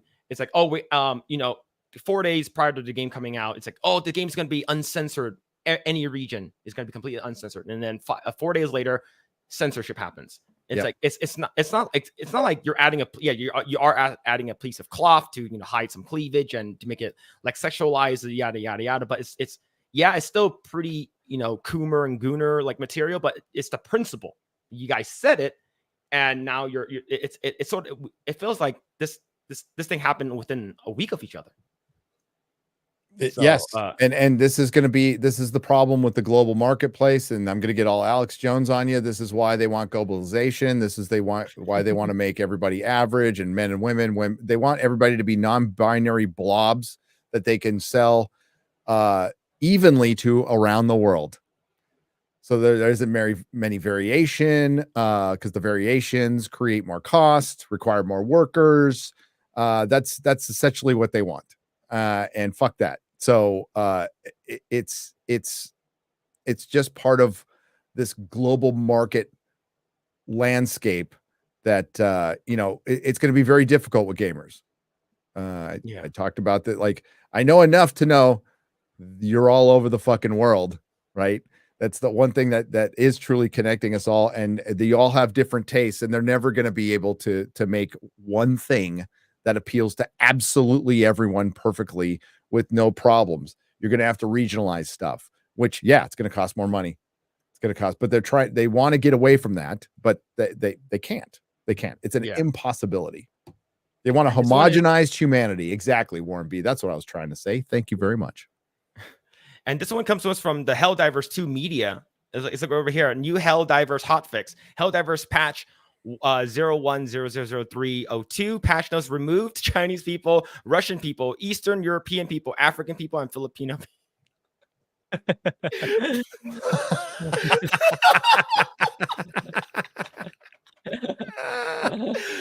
Oh man.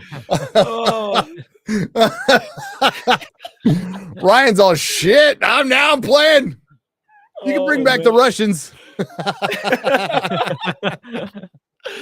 Oh yeah. And where are we at with the reviews? It went from yesterday was mixed positive, it was mixed reviews. Now it's like negative. Like it had like over 100. I got 100,000 negative reviews. I heard it has more negative reviews than positive reviews now. So that's really good. fast. And here's like that's why I think voting with your dollar and like letting them know that you are unhappy with whatever media you're consuming, may it be if it's video games, TV shows, movies, or you know, whatever. I think this should let them know like, hey, this is wrong.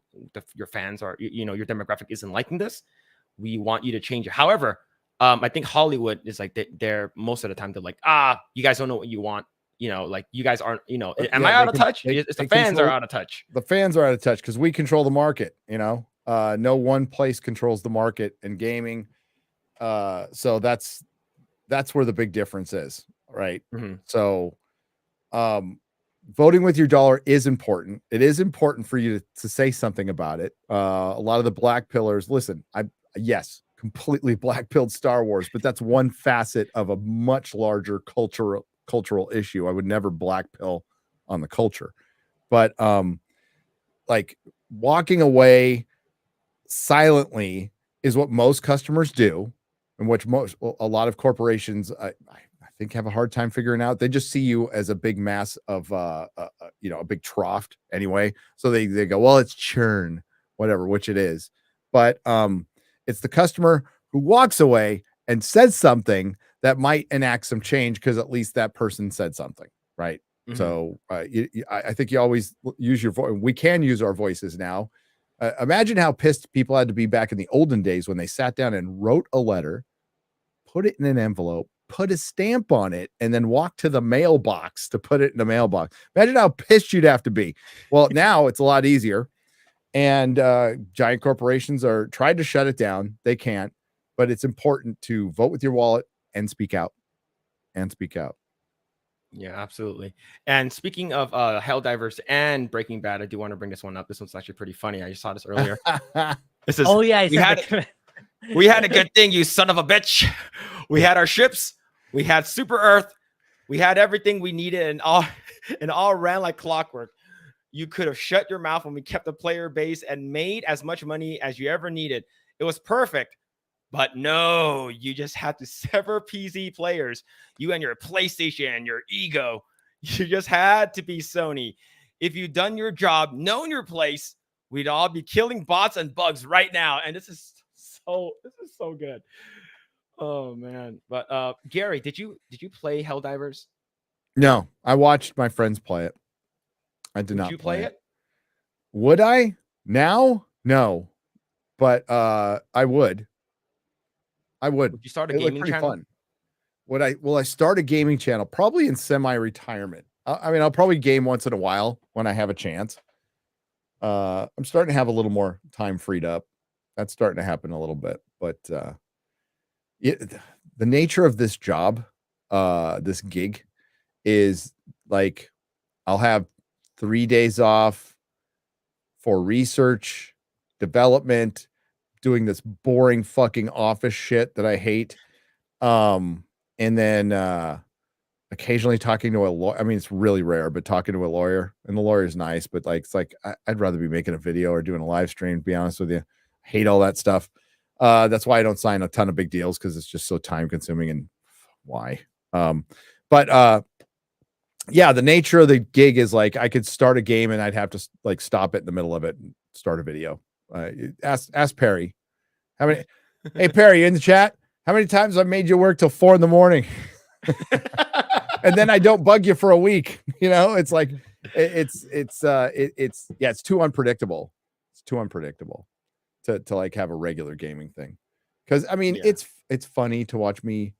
He says all the time, right? Like tonight, all the time, all the time, all the time. But yeah, it's. I mean, it's fun to watch me bumble through a game. But the games I do like are the ones I get to run around, kind of open world, and fuck around a lot. So that's why I like City of Heroes. That's a game like I legit got good at. Diablo was a game I legit got good at. Red Dead Redemption, the first one. I just love diving into those worlds. That's the kind of game I really love. And it's just got to be something that sparks. Well, for one, I had a lot of time back then. I had downtime. I don't have as much downtime now because I have to watch a lot of TV and movies. I don't know if you know that or not, but I have to watch a shitload. So, yeah. All right, let's go ahead and quickly run through some super chats for. I know people have some questions for Gary and super chats for Gary. Let's see. Carl Stroud says, with the $4.99, use this to buy stuff for your walls, like Gary. Yo, thank you for the $4.99 to see the old Renaissance nerd with the $9.99. The Last Jedi was horrendous. The opening scene was bombers, where Akin to World War I surplus in today's warfare. The entire movie was the OJ Bronco chase. You sure? Was it Spongeless? Square jaw didn't. I don't know how to read that. I'm pretty retarded. So is it Spongeless? Square jaw didn't write it. You sure? Who's that? I don't know. I don't know what you read. Yo, thank you for the $10. Let's see. The entire movie was an OJ Bronco chase. That I got. That I got. It was a slow motion chase. There's fuel and a fucking. I don't need to know about fuel in Star Wars. Star Trek, yes. Yes. See, Justin Martin with the $20. I think it'd be kind of fun if is it Shooty? It's Shooty, yes. Okay, Shooty were in the sequel of Happy Gilmore. If they do one, he could be Shooty McGavin and play as gay as he wants. Yes, like the yes, like the nuts. Absolutely. I love Happy Gilmore. It's one of my favorite sounds. I fucking love that movie so much. See, Mo Zamboni for the $5. Do the cheer speech from Big Trouble in Little China. Project Eggroll. Also, hello. Do the cheer speech from Big Trouble. I never watched Big Trouble in Little China. I heard it's good though. Do the cheers speech. What cheers speech is in? I've seen the movie a million times. Which one are you referring to? Just give me a couple of lines from it in the chat.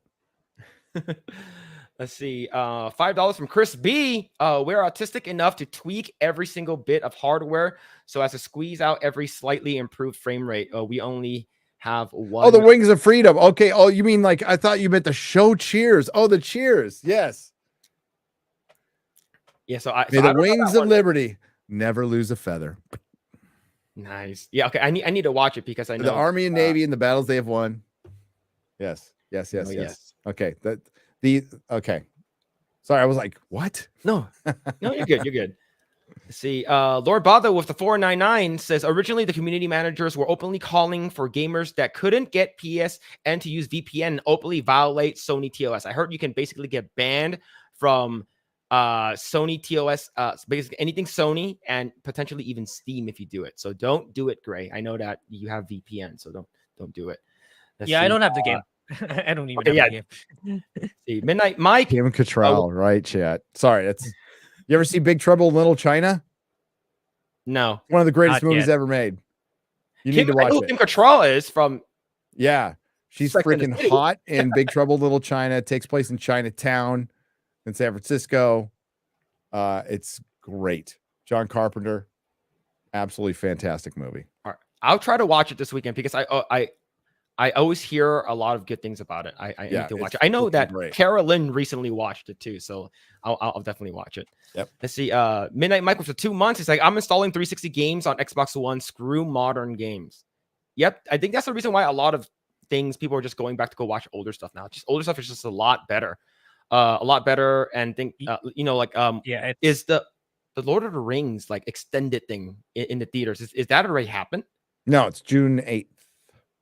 Oh, that's gonna be fun. Is it June 8th, right? Chat. Think it's a month. Hang on, let me check that date. Yes, 7th or 8th. I think it's 8th. That's a Saturday. I'll be there. Yeah, I'll be there. It's the first time all three have been shown restored. Like it's the first time it's been in wide release. So like theaters have like rented it. You can go watch it at the Alamo Draft House like one at a time. This is the first time like the extended versions have gone into wide release. I don't know why. It's 8th through the 10th. Thank you, Jay. I don't know why it took them this long. That thing will make so much money. Yes. It'll make so much money. That'll be a great 3 days, Jay. I'm going to be so fucking happy those 3 days. Hell yeah. All right, last super chat for before Gary leaves to say G to Bryce with the $10. Gary, City of Heroes is legit. Back now on a server called Homecoming. Very easy to install. It's free and there is a large passionate base of players. That's I heard that people who own the rights to it like said it was cool, and that's amazing. And I will because you can legit design your own superheroes in there, and it's pretty fucking cool. Yeah, you can get crazy with it. You can just run around. I did a lot of running around.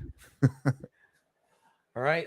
So Gary, thank you so much for coming on. I know that our time is up. Thank you so much for coming on. Sponge Les Squarejaw is Leslie Headland.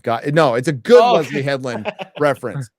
It's a good Leslie Headland reference. I should know that. Les. Okay. Squarejaw. Okay. Oh yeah. Okay. Is the unfuckable quote? Is that an actual thing? Quarter Black Garrett said, "Too ugly to assault." Okay. Okay. So that was Quarter Black Garrett. That was Quarter Black. Yeah. All right. I thought it was like someone actually said it. I'm like, wait, did Harvey Weinstein actually say that? He probably did. He probably did. To his brother, Bob Weinstein's like, yeah, I needed to get work done. I just hired the ugliest chick I could possibly hire, so I just wouldn't even question it. Oh man. But thank you so much, Gary, for coming on. I know. Thank you so much for taking time out of your busy schedule. So it's just we would love to have you back. I know that I would need to talk to X-Ray Girl and stuff like that. But like I thank you so much for coming on. We really, really appreciate it. Yeah, thank you. Thank you guys for coming out to the meetups, being so supportive. I really appreciate it. Thank you in the chat. And yeah, we'll have to do it again sometime. Thanks for inviting me on. I appreciate it.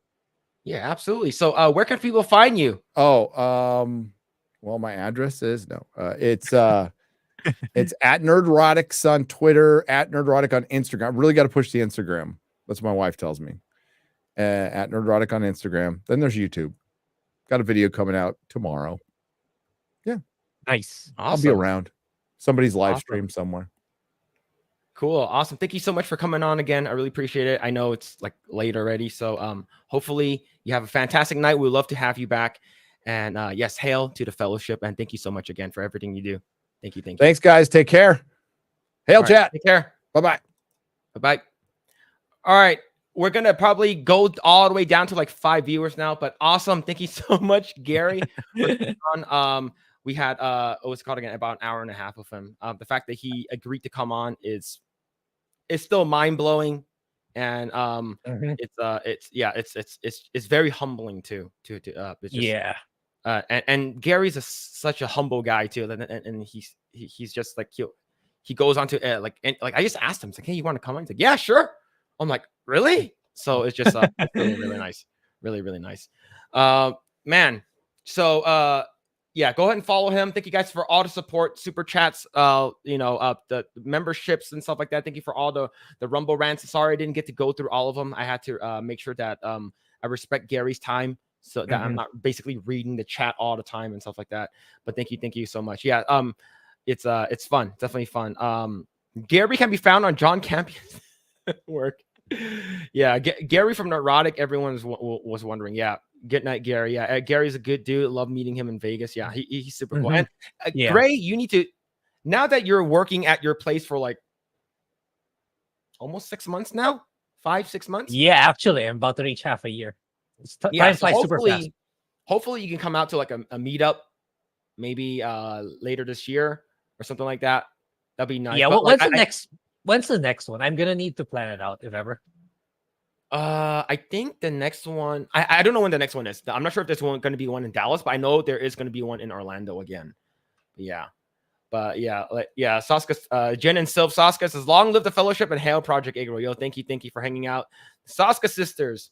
Yeah, and thank you everyone for hanging for hanging out this long. Like, share, subscribe to the channel and stuff like that. This was our highest view count. We got up to 735 concurrent viewers, which is I don't know. Pretty nutty. Yeah. It's insane. Yeah. So opinions on The Witcher. Game or TV the show? Game or the same question. Yeah, the game or TV show. Yeah. So Jessica says Orlando, I think next year. Okay, Orlando. Okay. Will hot Asian girls be there? I can cosplay as a hot Asian girl. I did it once. Oh man, yeah. 200 left. Yeah, it's fine. Like, people didn't come to go watch us. People came to go watch Gary. So it's totally understandable. But the fact that you guys still watched us, it's makes us very, very happy. Invite Maxim Korea. Only we could. Grae, I think they're closer to you. You might be able to reach out to them. It's like, hey, you want to come on Project Eggroll? You want to come on Project Eggroll? Yeah, we'll reach out to Shin Jae-yoon and see if she can come. She should come on. Yeah, see. Yeah, that would be the opposite of hot. For $1 million. She'll join for $1 million. I gotta pay her $1 million. So here's the thing. I cosplay when I used to play, what's it called again? Genshin Impact. I cosplay as Noelle. And it's a KFC Noelle. And I sort of want to scrub that from my memory. But yeah, clicked without knowing who would be on. Yeah, degenerate. Thank you. Let's see. Yeah, we had 200 with Krista and Gore. Yeah, we had almost 200 with Krista and Gore. Yeah, but Gary is just like, holy crap! Yeah. Yeah, the fellowship never ceases to amaze me. You guys are freaking awesome. The 199, welcome to the Republic. Like everyone. Thank you guys so much. Appreciate it. Yeah, you asking for people to come on you, by the way. What? I don't know what you're talking about. I don't remember that. I don't remember that. I don't remember that. Let's see. Well, you do an interview show. You're going to do your job if the people come see the guests. You're still one of the. You are still the one who succeeded in getting those views. Be proud of yourself. No. Thank you. I appreciate it. Yeah. 199. What? Yeah. The 199. Yeah. 199. Hell yeah. But man, it's crazy. The whole Helldivers thing. I'm Grae. Aren't you glad you never got into it? Yeah. It's like there was something telling me that I don't think I was gonna like the game. It's like maybe I'll pass on this one. Then 2 weeks later, this thing happens. This thing blows up, which is crazy because my PS5, it's a Singaporean account. I have a Singaporean and a US account. I don't have because there's no Philippine account. I can't make a Philippine account, so I can only make accounts for other regions. So yeah, I really dodged the bullet there. Yeah, and the fact that you can't play it. Saska sisters next? Yes. We would love to have the Saska sisters on. Yeah, Jen and Sylvie were in the chat. Yeah, I could reach out to you girls, and then maybe we can set something up. If you guys are interested in coming, for sure. See, Joseph A says Eggroll. Jay sent me, not really, but kinda. Jay's the one who brings everyone together. It's Jay, and we cannot thank him enough. But yo, this is huge, Grae. Not only did we get Chris Gore to follow us, Gary's not following us on Twitter. This is one of those moments in time where we're gonna cry. Now Gary gets to see our degenerate tweets. Yeah, unfortunately, he's probably gonna mute us, man. Like based off all my Stellar Blade. Yeah, and mine too. With posting with the outfits, right? Posting the outfits. Yeah. I wanted to funny? post. Yeah, go, I got the right. The one of the notorious one is the blue bikini, the blue monsoon. I wanted to post I also got the white monsoon. But I'll save it for the Nice. video when we're done. You see, just found you. Have you met the drinker? I met Critical Drinker. No, I have never met him. I know that he was at the meetup in Orlando, which is the MegaCon, which is fucking crazy. But I know that I will be going to LA Comic Con this year, and I know Rippaverse is going to be there. So I'll be meeting the Soska twins in person. So that's gonna be pretty awesome. But yeah, it's funny is because I remember I started retweeting and posting a bunch of stuff from Stellar Blade and stuff like that. And I was at what's it called again? The Film Threat meetup. And then Alan Ng is like, dude, why do you keep posting this why do I keep seeing this from you on my timeline? Dad was mad. He's like, why do you keep posting these degenerate things? I was like, I'm sorry. I need people to see these. I need people to see them. But yo, John, as a Kanji, thank you so much for becoming a new member. But thank you for all the support in the chat, man. Thank you. Like I'm trying to go through all of them. I think I'm up to date though. Yeah, that's a Persona 4 character. Yeah, I'm a fan of Kanji, but Persona 4 is the Persona game that I haven't finished yet. I finished 3. I really love 3. I made a video about it, and I also finished 5. So I still have to go through 4. But yeah, love the Persona games. Yeah, see, has Grae played Stellar Blade? Yeah, I've beat the game played already. a lot. Yeah, he's beat the game already. I'm about to beat it the second. I think I'm gonna gun to get a platinum trophy because I'm so close. I'm super close to getting a platinum trophy. I'm loving the game. I'm liking it a lot more than what I thought I would. And I don't just mean Eve's aesthetics and the outfits. See, Calvateño says Grae should reach out to Chares. She cosplayed Eve, and it's from the Philippines. Is it Chares? Charis? Yeah, Who? I need more. All right. Yeah. Let me bring it up. Let me bring it up. Let's see if I can find it. Stellar Blade cosplay. All right, hold on. I am curating these cosplay just in case there's any nude stuff. All right. God damn. Sorry. I got distracted. I got distracted. All right. I got distracted. Sorry. All right. Here we go. So these are the cosplayers. All right, Calvateño. So Stellar Blade Eve cosplays features Ruru-sama, is it Chares and Josette and more. So I'm not gonna read. So this is Ruru-sama. Man, they're fast, like getting these outfits. And the thing is that you can't buy these; you have to make them because they're not yet. Yeah, quick. Make them customized. Yeah, very cool. Also, this one right here. So this one's the Filipino via Facebook. Filipino cosplayer. All right, Grae, your job should you accept is try to reach out to her and get her on Project Eggroll. Okay. It's gonna be really tough though. I'll get her on tomorrow. I'll get her on tomorrow. All right, and here's another one. Yeah, the one that got distracted. No, yeah, this one's pretty nice too. We're sharing with the classroom. The one. Yeah, no, not this one, but this one's nice too. Oh yeah, this one looks like it's in game. Like I think the lighting is pretty nice. The one I got distracted. Was this one right here. But yeah. So this is not part of the costume, unfortunately. This is a different version. This is the Rule 34 outfit.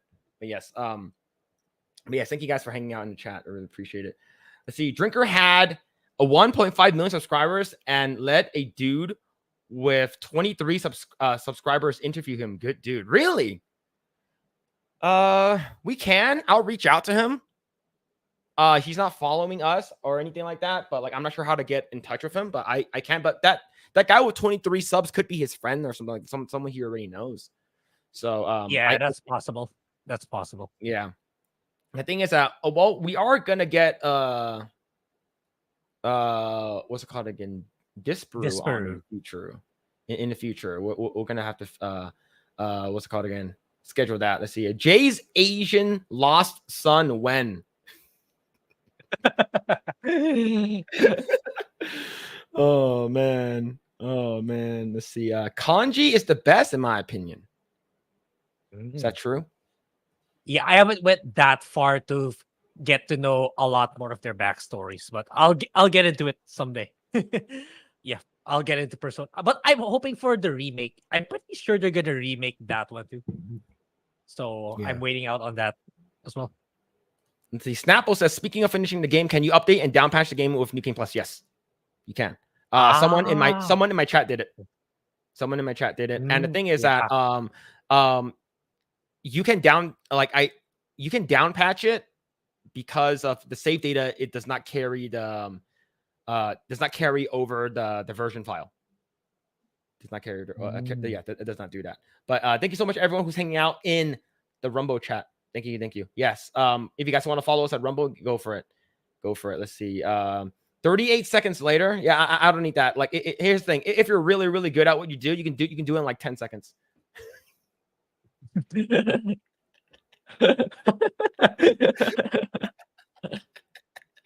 Who knows you better than you, chat room? Like, you know exactly which spots to hit. Did I miss Helldivers 2? Yes. We talked about it with Gary. We were to talk about it with Gary. Let's see. Ask Angry Badger how to contact Drinker. I think I know who that is. Okay, I'll see. Just name drop having Gary on recently. You're in. It's like, hey, I had on brought in Gary. Yeah, I brought in Gary. Nerdrotic. Yeah, you want to come on now? Nah, it's just we'll see. And if you can get him on, it'll be nice. Yeah, Drinker like Gary is humble and authentic. Yeah, and the fact that Gary was on Fox the other day. Yeah, holy shit. I haven't seen that one, but I have seen the one with. It's good. Drinker. It's a good. Oh, the one on Piers Morgan. Yeah, the one with Piers. That Morgan. one is good too. They're on it twice too. They're on it twice. So yeah, it's the what's it called again? The Piers Morgan one was pretty funny, and the one recently I forgot who was it? Will Kane or something like that. Forgot his name. The one when he was on Fox, that one's really good too. He called him Jeremy Seinfeld. He called D-Day Cobra Jeremy Seinfeld. Oh man, Will Kane, he was trying so hard not to like say that shit, and then he fucked up. It was so funny. It's good. Let's see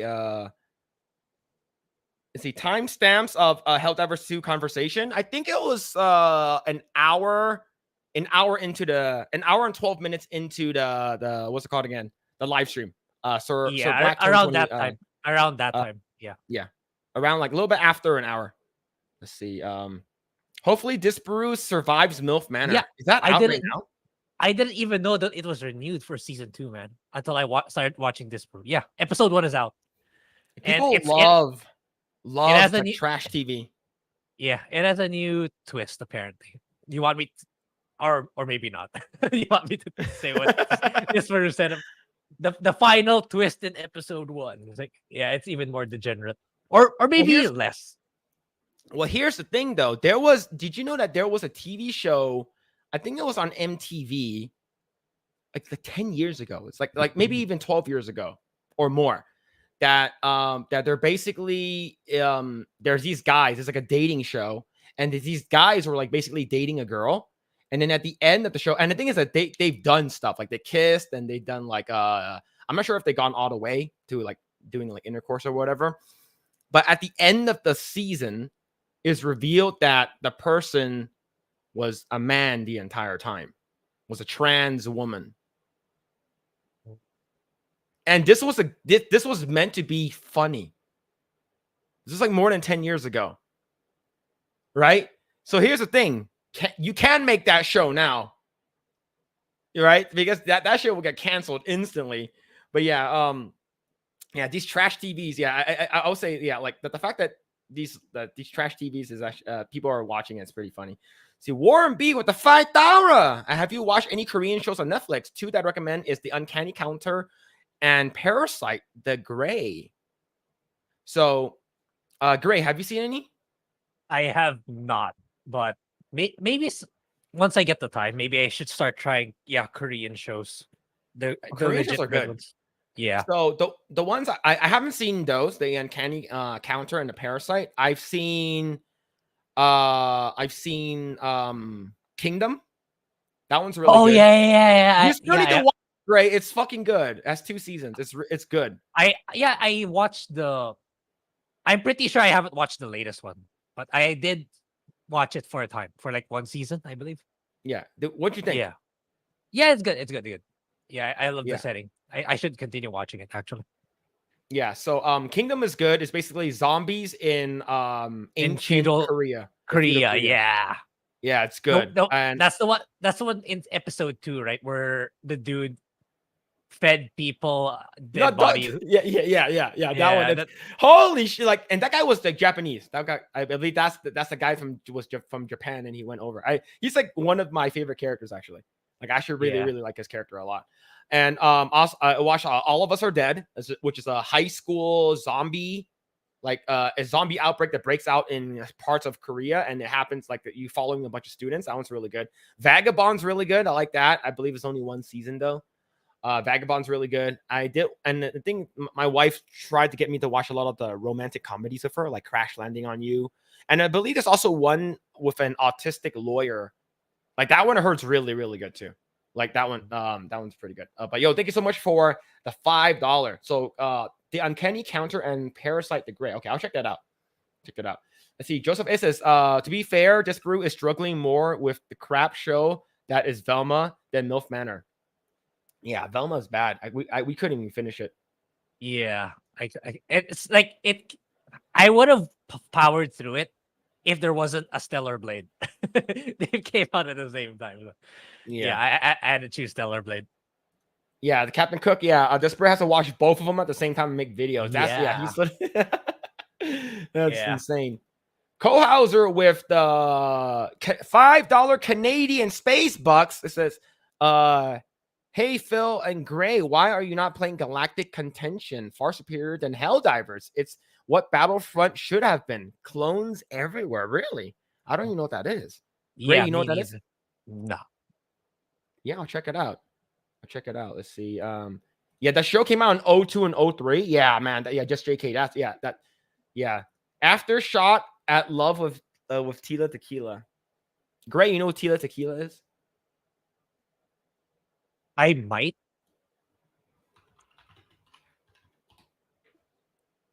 She used to be like super fucking hot. I'm not sure if she still is. Oh, hold on. Is my safe search on? Okay, it's on. Okay. She looks very hot in this photo, but like, of course, she's like all dolled up. She has like fake contact lenses and stuff like that. All right, so this is Tila Tequila. So she used to have a show, and she was like, I believe she was publicly bisexual or something like that.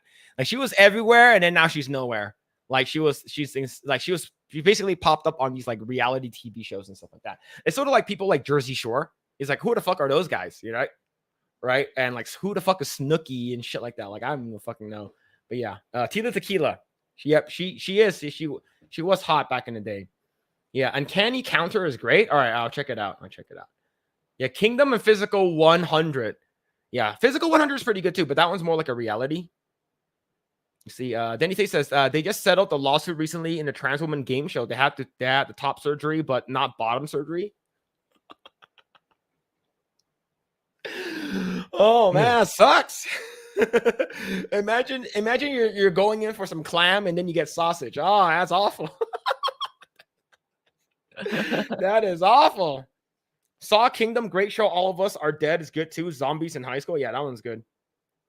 Let's see, Song of the Bandits is an amazing Korean Western show. Okay, it's a lot, man. Korea is doing really well. Hypnotic, what's going on, dude? How's it going, man? How's it going? I'm excited for their games since the Ministry of Korea is starting to push more games to consoles. So there's going to be more.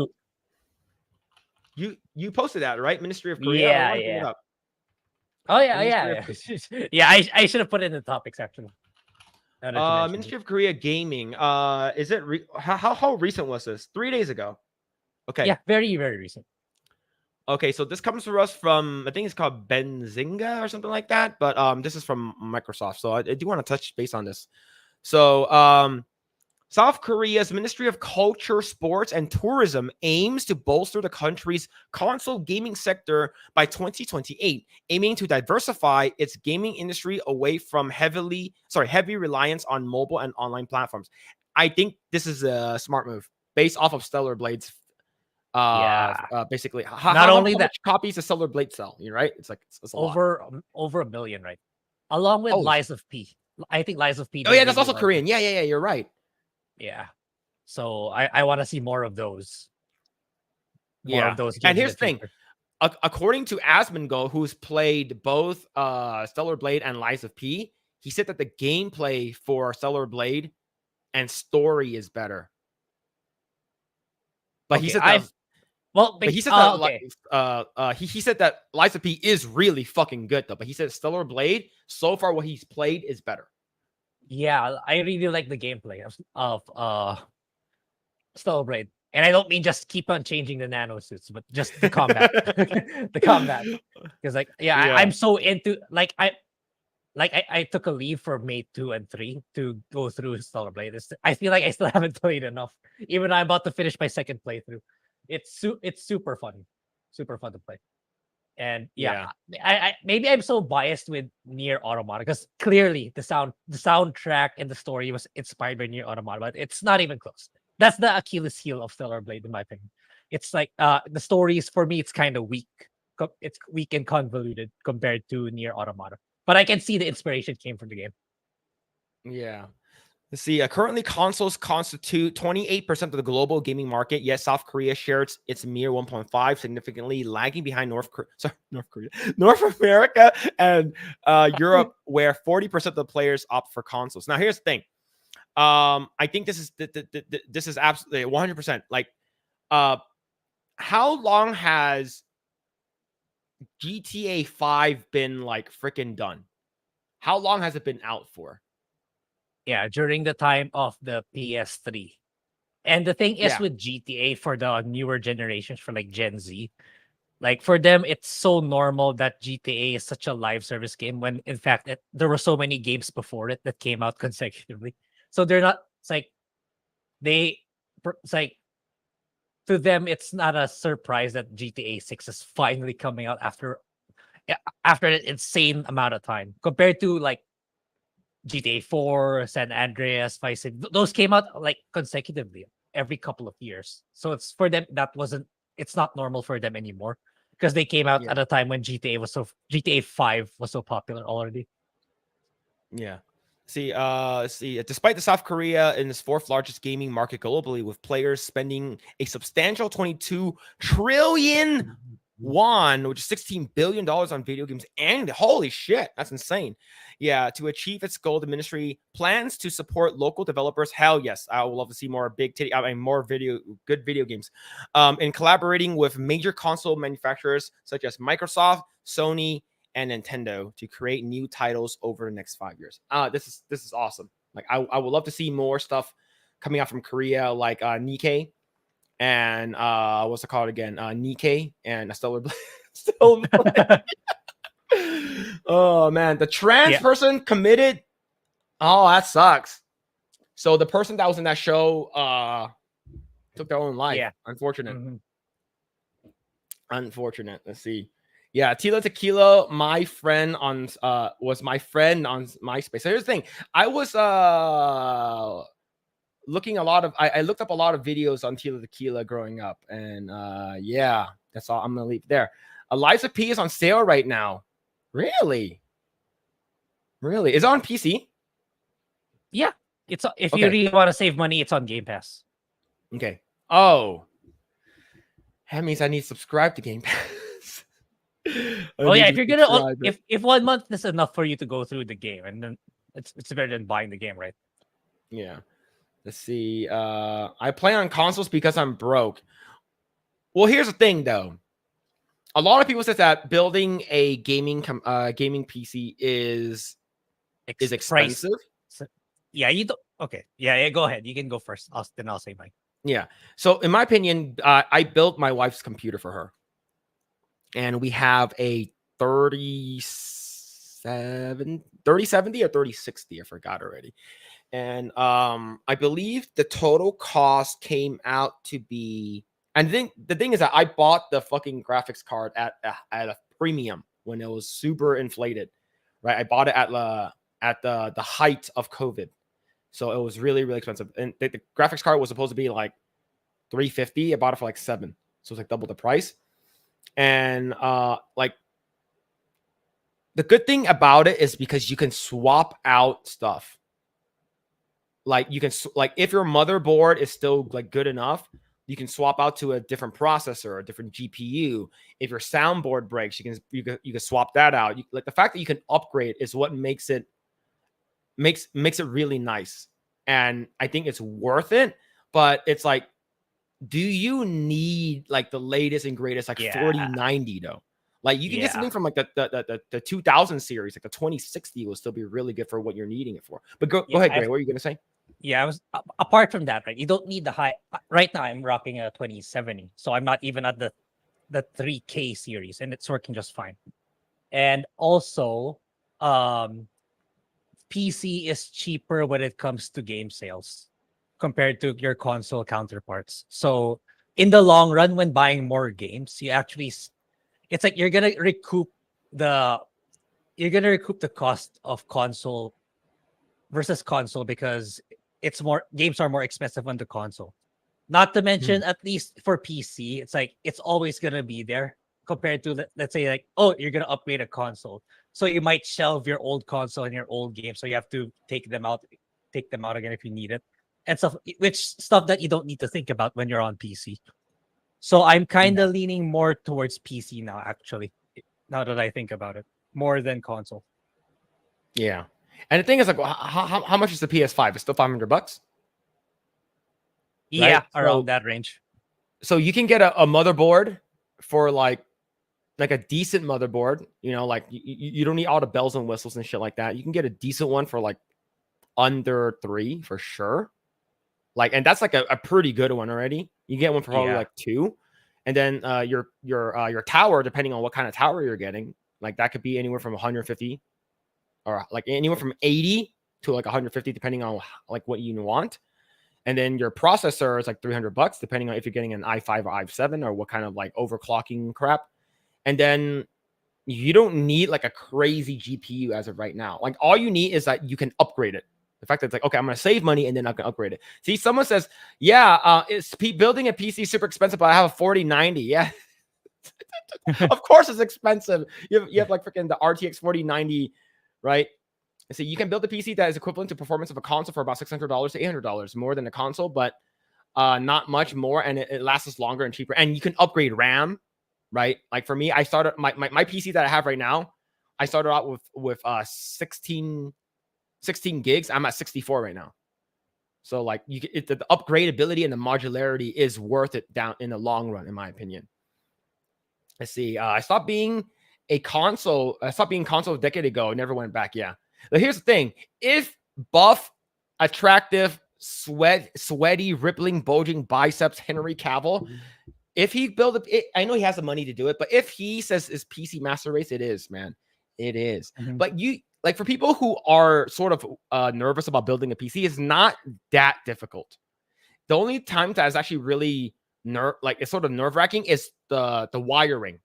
It's like which fan goes to which fan, like which one. Sometimes like it's getting easier and easier. If I can do it, I'm a fucking retarded. If I can do it, you guys can do it. It's not that hard. And plus, you have the internet. The internet is it's like use the internet as much as possible. Let's see. Anonymous says, I'm not going to buy any more consoles though. I will likely get a PC in the future if I don't lose interest in gaming. Well, here's the thing. You can use PC for cyber sex, right? You can use it for cyber porn, right? And the thing is, it's only gonna get better, right? And then what's it called again? The freaking Ready Player One shit's gonna be happening in the future and stuff like that. So it's fine, right? Everyone's gonna be plugged into the Matrix. You're gonna have cyber porn with haptic feedback, like onesie suits.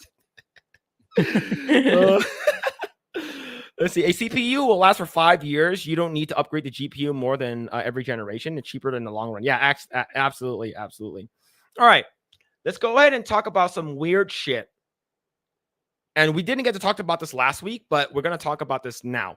So, Grae, in 2015, something came out from Niantic called Pokemon Go, and it fucking swept the fucking world. Like, everyone played it. People actually started going out. People started to lose weight. People were going so crazy on Pokemon Go. China had to shut that shit down because they were going into government facilities. Did you know that? So now, did you play Pokemon Go? Yeah, definitely. Did you like it when in the beginning? I don't play now. But did you yeah, like it? back when it was hot. Yeah. What team were you in? That's the real question. What team were you on? Valor, Mystic, or what's it called again? I don't remember. The Lightning one. I forgot already. I might have been the red one. Oh, I was on Team Mystic. There was like a fucking rivalry, man. Everyone on Team Mystic hated Team Valor and vice versa. They hated each other. It was like a gang war, man. Like, holy shit. People were like, "Oh, you're Team Mystic. You're a piece of shit." Right? But so the reason why we're talking about it is that did you see the whole thing with the update, the most recent update? The update on the avatars, you mean? The Yes. avatars. Yeah, I've seen some pictures and it's not good. Yep. So here's comes to us from Bounty in the Comics. Niantic sends trainers into uproar with Pokemon Go update that makes avatars look androgynous. So yeah, it's man, holy shit. What the fuck is that? You go from so he's wearing the what wings is this from? Giratina wings, and he's wearing the fucking Dios de los Muertos face paint, and then he's wearing the squid Pokemon hat, and so in the bottom the top one you clearly tell it's a girl, right? You clearly tell it's a girl, but you scroll down, it's like, what the hell is that? So like they changed. They definitely changed it up, and I heard that there's even in one that you can actually make them fat, and they actually have like camo toes and shit like that. Oh, fuck, man. Here's the thing: I have a lot of friends who worked at Niantic. They didn't work on this game; they worked on Niantic, and a lot of them are extremely woke, like down to the fucking core. They're good people, but they're fucking woke, right? So let's go back over here. Let's see. Here's another one. Holy shit. Wait, why does he look like a femboy in this one? Yeah. Yeah, you're literally a femboy now. Oh, man. Oh, man, dude. Wow. I'll be pissed. Yeah. I'll be pissed, man. What happened to the hips? Mm-hmm. Whoa, this one's fat. Yeah, I mean, why put fat people if you're gonna? It's a game about traveling around on foot, Oh, which fuck, entails man. a lot of walking and running and riding your bike. You're gonna lose weight, man, if you're gonna do that. Oh shit, man. For sure, I'm pretty much waiting for this. Oh my god, dude. Oh man, yeah. Holy crap, this is insane. Yeah, the fact that they removed it and the people didn't like it, right? But no one's really talking too much about it now because it's like sort of like last week's news. But like, man, shoulders, height, weight, chest, muscles, hips, chesticles, man, yeah, you're basically become androgynous now. Damn, where's the booty? See, look at that. Look how hot that was. I thought that was very cute. very kawaii. And now it's like, whoa, like, do you have a Pingus McDingus? Chicks with dicks? Like, do you have that? Yeah. And let's see, here it is. It says, trainers, your avatar can now look even more like you. We're excited to announce that new avatar customizations options are now live in the game in Pokemon Go. Here's the thing. I don't think anyone has an issue that you can make the trainers look more like you. I don't think anyone actually has that, has a problem with that. The fact that if you don't want to change how you look, it's automatically changed by default. Right? Turn up the GAT voluminizer. Yeah, it's like why? Why? It's like, and a lot of people are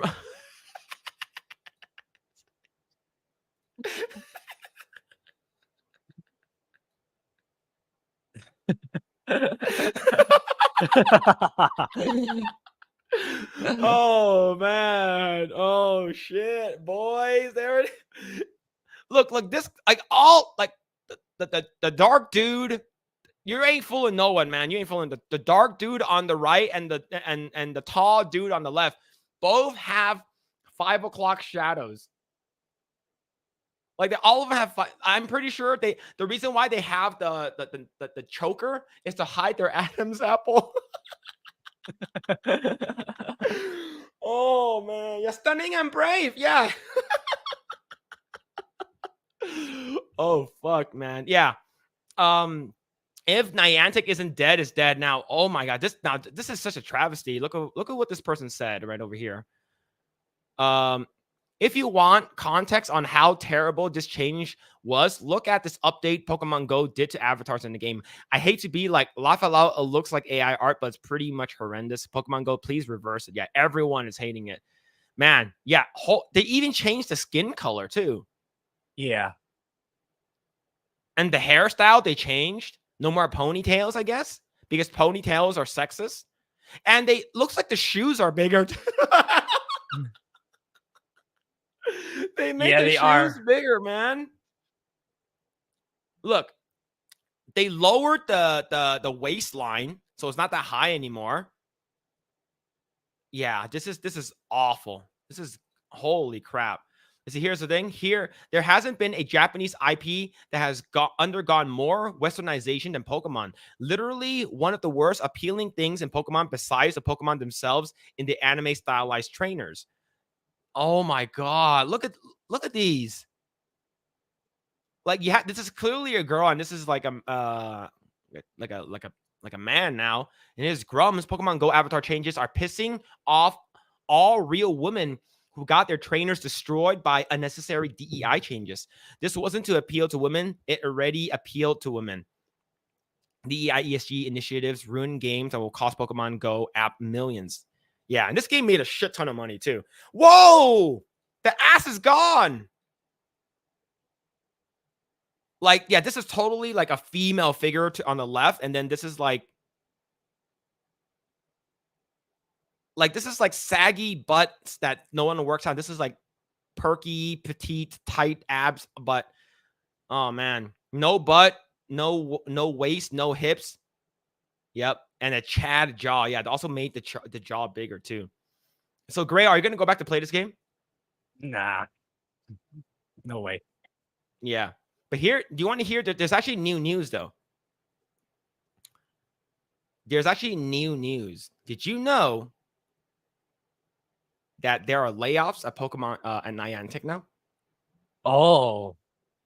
This comes to us from Dot Esports. Pokemon Go Studios responsible for controversial avatar visual changes hit with layoffs. No one is happy with this outcome. You get what you fucking deserve. Mm-hmm. Right? No one's gonna be sad about this. Good. Everyone's like, good. Right? Man, look at this. That's actually a man's body. Like not like no cap. That's a 100% a man's body. Let's see. I'm gonna zoom in on this. So while Pokemon Go players have been reeling from the implementation of multiple new updates, including the controversial change to the game's avatar, a development studio that worked on some of that content was hit with layoffs. Seattle-based development studio Very Spaceship has worked on several projects, but most notably notes its team has worked on tentpole features for Pokemon Go. Most recently, this included working on the updated character creation features that has been critically panned for weeks by Pokemon Go community, with no real sign of changes coming despite the ever-growing community feedback. Now, Grae, let me ask you this question. Let's say there are people who are trans, right? And let's say, like, for me, I'm trying to, like, do you think that, like, a trans woman want people to know that they're a man? No, absolutely not, right? Yeah. Like, if I chat, okay, don't quote me out of context. If I was going to become a trans female, I'm going to want the world to know that I am a female, right? Like, I'm trying to fake it, right? I'm basically fucking, like, trying to tell a lie to trick people that I'm a female. But if this game is not hiding it so well, wouldn't actual trans female be upset? Don't clip it. Don't do it. Confirm Phillip wants to be a woman. No, never mind. But yeah, right? It's like, if you're, or vice versa, right? If you're trying to pretend like you're something else, like, wouldn't you want it to be believable? And I know this is a game, but wouldn't you want your avatar, if it is, oh, now your avatar wants to, you can look more like your avatar. What, more ugly? More fat? It's like, is that the case?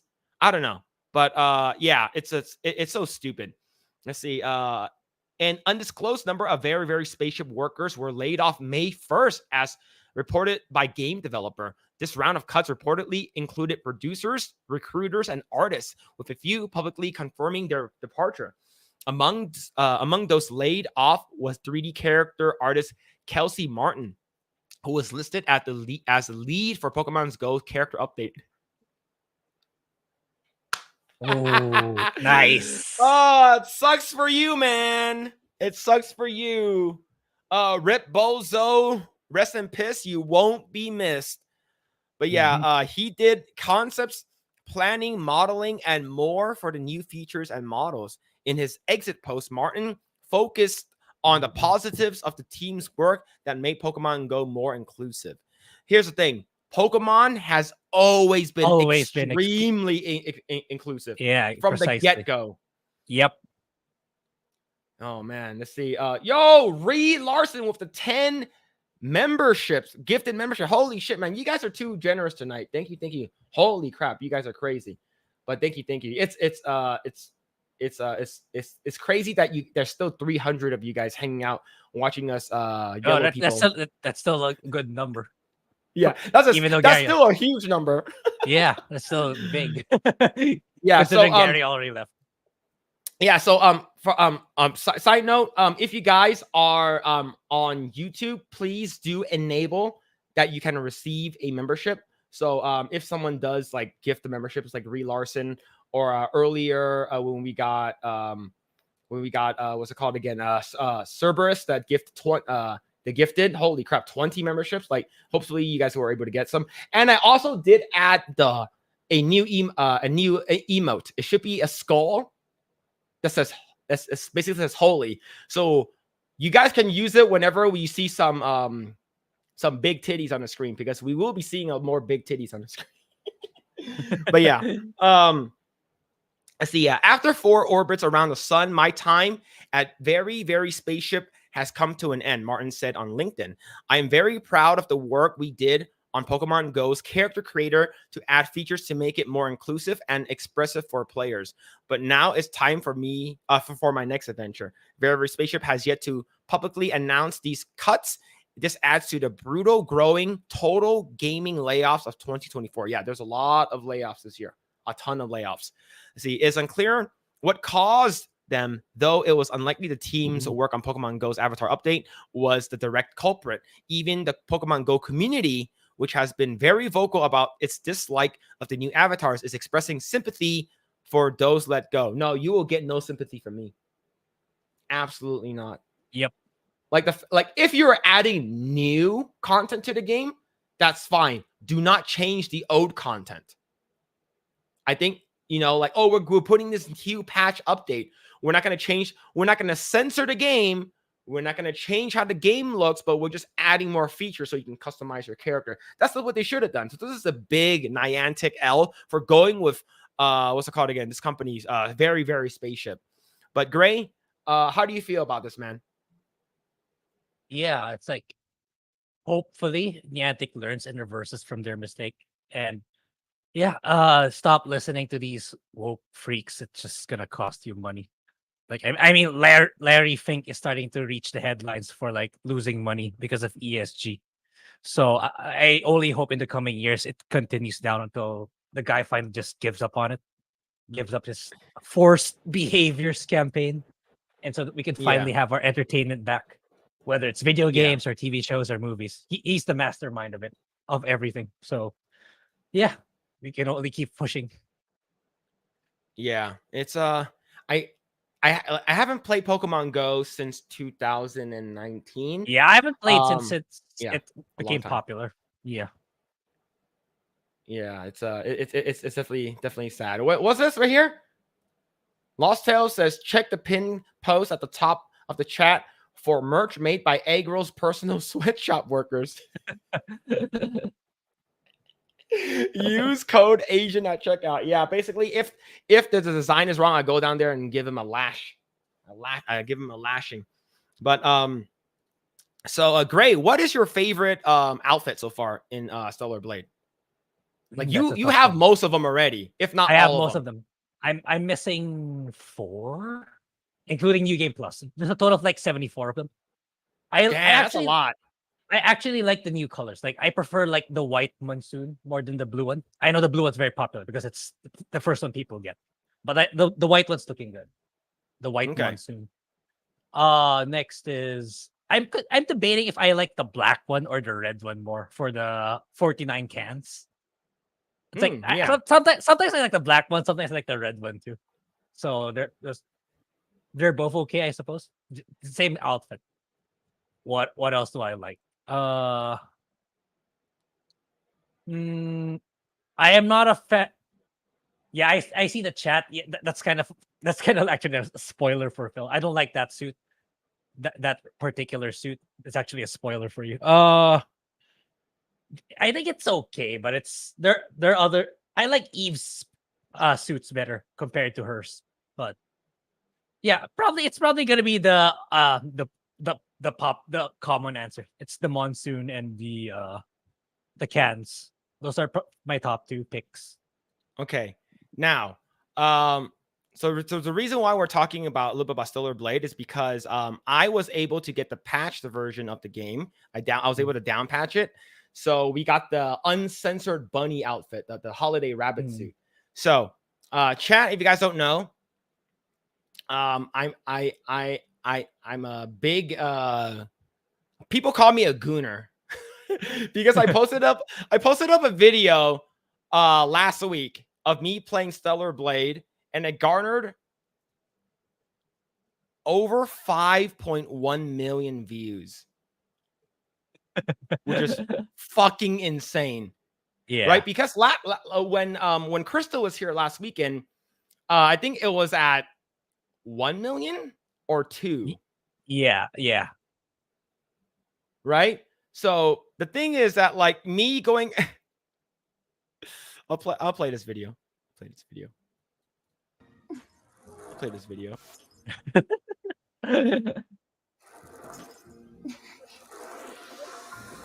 The holy emote. I fell off. So here's the thing. Am I actually like cooming and gooning over this? A little bit. All right. But I did this for content. All right. I played with one hand here. This is so stupid, man. This is so yeah, this is when I went viral for a little bit just for this. Yeah. Yeah. So it's 3 hours later. But the thing is that when that was I believe that was, so this is the uncensored version. Chat, like I said. Yeah, so this is the uncensored version of it, right? Like, here's the thing. Did I going from playing the patched version to the unpatched version of the game, do I notice a difference between the input delay? Not really. Not too much. Like, because they said that they made it easier for you to parry, they made it easier for you to dodge, they made it easier for you to blink and riposte, right? I mean, like, that's a part of the patch, and along with the new game plus. But the thing is, I didn't feel too much difference for this one. Right? Like for me, like it's and the thing is, like I said, I think it's worth it that you see more skin. So I would say this is probably the best outfit I have right now. The holiday, yeah, that's one of the good ones too. Holiday bunny. Yeah. See, and the thing is that, like, Grae, would you consider the holiday bunny to be like one of the better costumes if in the uncensored version? Even the censored version, yeah, I put it in top 5. Even with the censorship. So let alone the uncensored one. Yeah, of course. Okay. Yeah, but yeah, we've been playing this. This game has been really good. I've been really enjoying it, and people are telling me to play Metal Gear Rising Revengeance or something. Yeah. And then people are telling me to play Nier Automata, which I will be playing Nier Automata after. So here's the thing. You guys want this to be an emote? You guys want this face? Hold on. Where is it? This one to be an emote? Which one? Which one?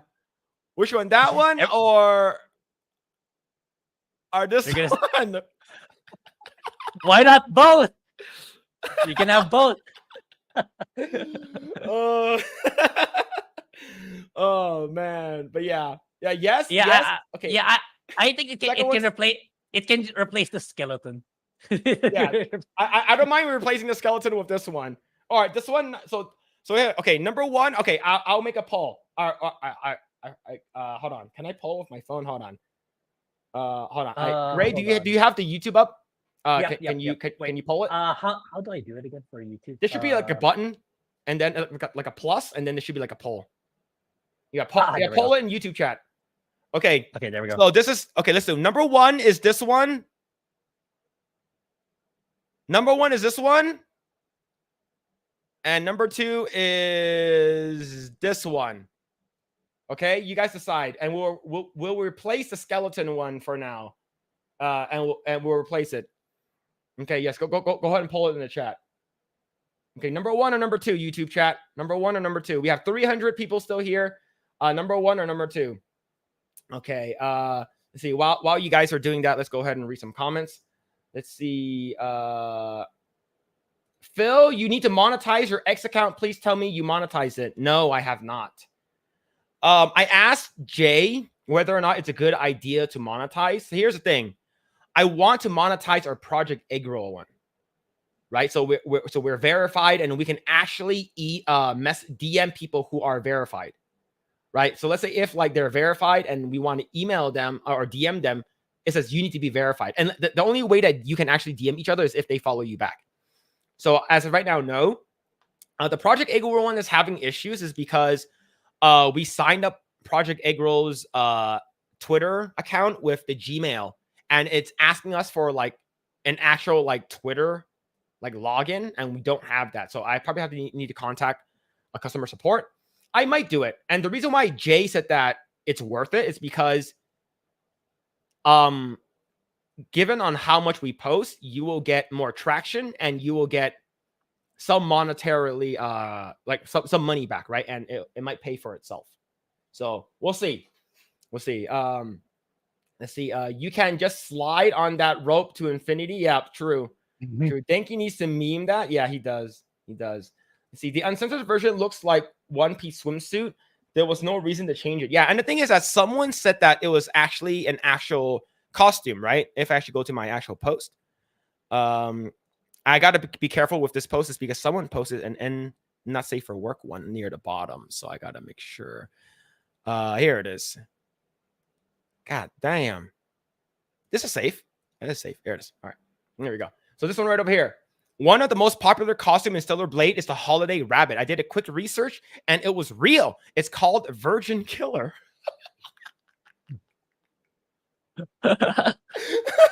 Wait, they changed it? That was the first name? No. The actual costume name, like the actual outfit, is called Virgin Killer when you buy it in real life. Oh. For your lovely time.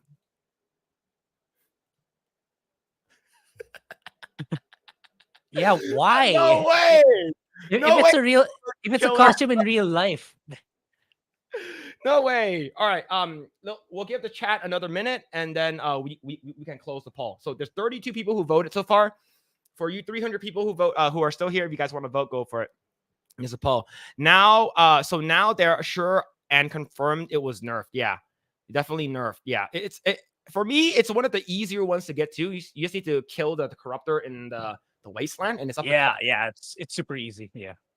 Yeah, it doesn't have lace bra on an uncensored version in the bodysuit. Yeah, it doesn't. Can we get that face as the emo? Yeah, we will. Okay, all right, Grae, you can stop the poll, stop the count in like 10 seconds. Oops. Oh, it's fine. It's fine. Okay, so basically, people want number 2, the one with my small eyes. So that one wins. Wow, it's actually pretty close. 42. Yeah, it was fluctuating really hard. I mean, 47 to 52. Wow. All right. I think okay. So I'll do that after the stream. All right. Let's see. I have never gotten a PS5. Hell, only reason I have a PS4 is because I got it dirt cheap from a drug addict that doesn't. Really? That's actually a cool story. Actually, really funny. Yeah, he continued actually. It costed him $120 for the system and 5 games. That's mega really cheap. good. That's really just a good deal. Calvatino says 2 million views will have earned you revenue. It is what it is, man. It is what it is. How much is the Virgin Killer suit? Good question. Wow, it's the first thing that comes up. Virgin Killer sweater. Japanese turtleneck? No, that's not it. It's actually called Virgin Killer. Hold on, let me find it. It's called Virgin Killer Sexy Bunny. Okay. Sexy bunny suit. Can't find it. Can't find it right now. Hoodie. I think it's a hoodie, right? See, scrolling down. It's giving me a bunch of other ones. And it's giving me a bunch of like R34 stuff. I can't show on stream. I can't find it. I'm not sure. Oh my god, definitely not safe for work. All right, go away and see. But yeah, Virgin Killer sweaters are a real thing. Yep, true. Game name and item. Yeah. Virgin Killer is apparently just a type of dress. Yeah. How you know that, Captain Cook? How you guys know that? How you guys know? All right. Let's see. All right. Let's go ahead and talk about. Let's talk about Harry Potter a little bit. Grae, are you looking forward to Harry Potter The TV show? Yeah. Yeah, since J.K. Rowling's the one running the show, so I know there's not. Well, she does have a tendency to insert some elements in there, but I mean it's not to the point that it's gonna compromise the story that much for sure. So yeah, I'm excited for it. Okay. Yeah. Yo, Mo Zamboni with the 2 Tara. I love Project Eggroll, but I love Lumpia way more. Lumpia is good, man. Yeah, And the thing is that Lumpia does not require sauce. Like some egg rolls require like the dipping sauce. Lumpia does not. And yeah, it's really good. So going back to Harry Potter. So the thing is, do you have you been following, I guess, like J.K. Rowling's transgender ideology thing? With little bit. I've seen some of the comments, indirect comments in the Eggroll Twitter, but I haven't really been keeping abreast to the entire situation. Yeah. Now here's the thing. I guess Emma Watson and Daniel Radcliffe are extremely disappointed in J.K. Rowling, and they want nothing to do with her, basically. Oh wow, the Yeah. person who literally changed their lives for the better. Yep. How grateful. Yeah. All right. So it comes from Bounty in the comics. Harry Potter star Daniel Radcliffe says J.K. Rowling's comments decrying transgender ideology makes him really sad. So yeah. So big mad. Daniel Radcliffe. Yeah, it's funny is because like if it wasn't for JK, no one would know who the fuck these two are. Yeah, exactly. Absolutely not. Yeah, ungrateful. Exactly. Yeah, hope the new series is great so Daniel and Emma can get erased. Yeah, I hope they completely get like fucking Thanos snapped, fucking erased from existence or something like that. Yeah. Daniel Radcliffe, who played the titular Harry Potter character in Harry Potter series created by J.K. Rowling, has weighed in on the author's comments about transgender ideology, declaring that the situation makes him really sad. In a recent interview with The Atlantic, which is a terrible, terrible news article place, do not use The Atlantic. Atlantic is fucking trash. Radcliffe briefly touched on an op-ed he wrote in 2020 for the LGBT suicide prevention group, the Trevor Project, wherein the actor decreed the Harry Potter author's social media comments about transgenders. Quote, I'd worked with the Trevor Project for 12 years and would have seemed like, I don't know, immense cowardice to me not to say something. I wanted to try to help people and had been negatively affected by the comments. He went on. And to say that if those are Joe's views, then they are not the views of everybody associated with the Potter franchise. Specifically addressing Rowling's stance on transgender ideology, Radcliffe then added, it makes me really sad ultimately because I do look at that person that I met at the times that we met and the books that she wrote and the world that she created, and all of that to me is so deeply empathetic. So here's the thing, Grae, do you know what she's saying that's making a lot of these people calling her a TERF, which is trans what's it called, a trans exclusionary radical feminist or some shit like that? Basically, how do you know what she's been saying? Nope, but I imagine. Okay, my guess is it's something not that of a big deal. That's my guess. So, in short, she's basically saying that if you are a biological man, you should not be allowed in women's spaces. Okay. Restrooms, changing rooms, locker rooms, all women's only spa and shit like that. And I don't think that is such a big deal, right? Because we do know that people who use these exploits to sexually harass and assault women, and even worse, little girls in these safe spaces, right? There's a video that she recently put out 2 days ago in a school where a person who identified as trans beating up an actual girl in the restroom at a school. Yeah. That one I saw. Yeah. It's already, people already abusing it.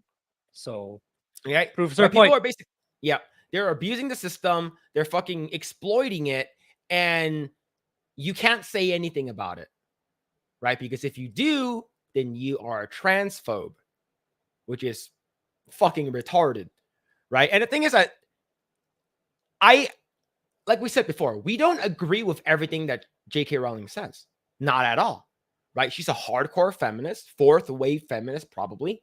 But the thing is that this one topic, this one thing that she's talking about makes 100% sense in a lot of people's minds. And I stand with her with that. It's because I think that if you are using this to exploit, and the thing is that people are saying, oh no, this is not happening in public restrooms. This is not happening at all. You guys are just making shit up. And then when we show proof, they're like, oh, that's just one outlier. Isn't that just one outlier too many? I'm just saying.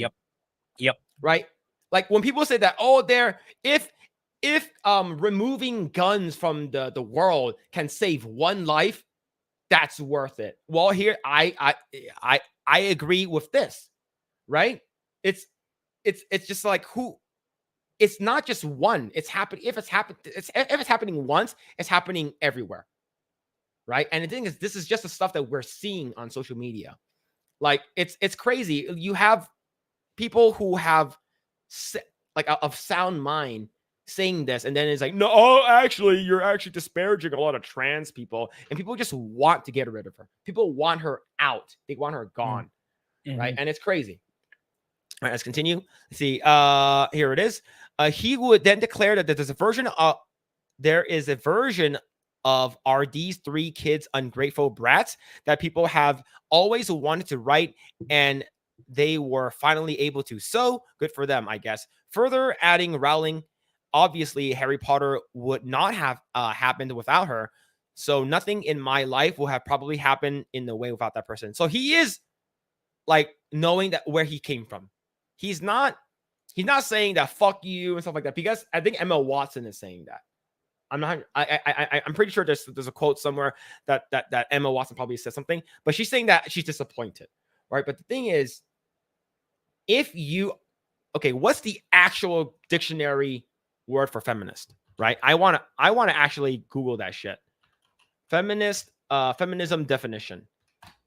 All right. According to Google, it says belief or advocacy of women's social, political, and economical rights, especially with regard to equality of the sexes. Here's the thing, I think everyone agrees with that. I think women have equal rights to men. We're not the same, but we have equal rights. And that means that wouldn't you want the actual women in the world to have equal rights, to be safe in their restroom and not get their asses beat, or potentially worse, like either sexually assaulted or, even death, right? So it's just like, it's crazy. Yeah, Google feminist definition, exactly. Like, I'm not reading the other ones because the other ones are bullcrap. But as a person that if you are considering yourself a feminist, like, wouldn't you want actual women not to be disparaged, not to be displaced, and actually feel safe in the locker room, right? Grae, how do you feel about this? I think this is not just a Western thing now. This is a worldwide thing. It's happening probably everywhere. Like, we don't know. Have I encountered one? I might have seen one, but I've never been into one. But yeah, it's such a dangerous precedent to set for, as you say, women who it's no longer a safe space for them. Like, they're gonna go through at some point. A lot of them are gonna go through abuse. Then eventually, it's gonna be forced into backpedaling just so to for the safety of women all across the world. That's how I'm seeing it. But it's a shame that it will have to come to that. Like, people have to get hurt or worse before that happens. But that's how I'm seeing what's going to happen. Like, it's going to be more liberal in the coming months and years. But when bigger and bigger incidents start to happen, that's when they'll backtrack it, which is a shame. But that it has to come to that first before people realize that shouldn't be the case. But it is what it is. Yeah.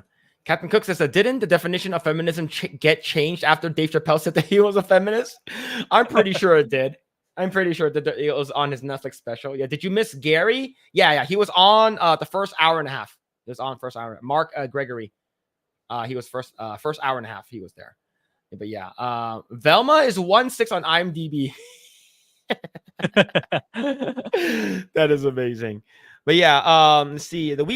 A few weeks back, Rowling has stated that she will not forgive Harry Potter stars Daniel Radcliffe and Emma Watson for openly supporting transgender ideology, further declaring that they should also apologize to detransitioners after the report concludes the UK lacks research to help transition gender questioning children. So here's the thing. A lot of people that I know and I've seen online that are transgender, a lot of them like go through a lot of mental stability issues. Yeah, Is for because sure. they don't know whether or not the public is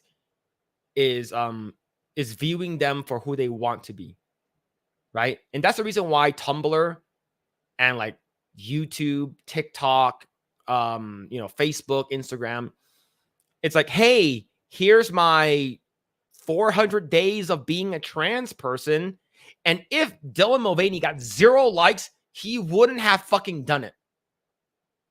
It's the endorphins. It's like, it's like, basically, it's like the fucking likes are coming in, and like Dylan Mulvaney's boner is basically like fucking is full candy corn and shit like that.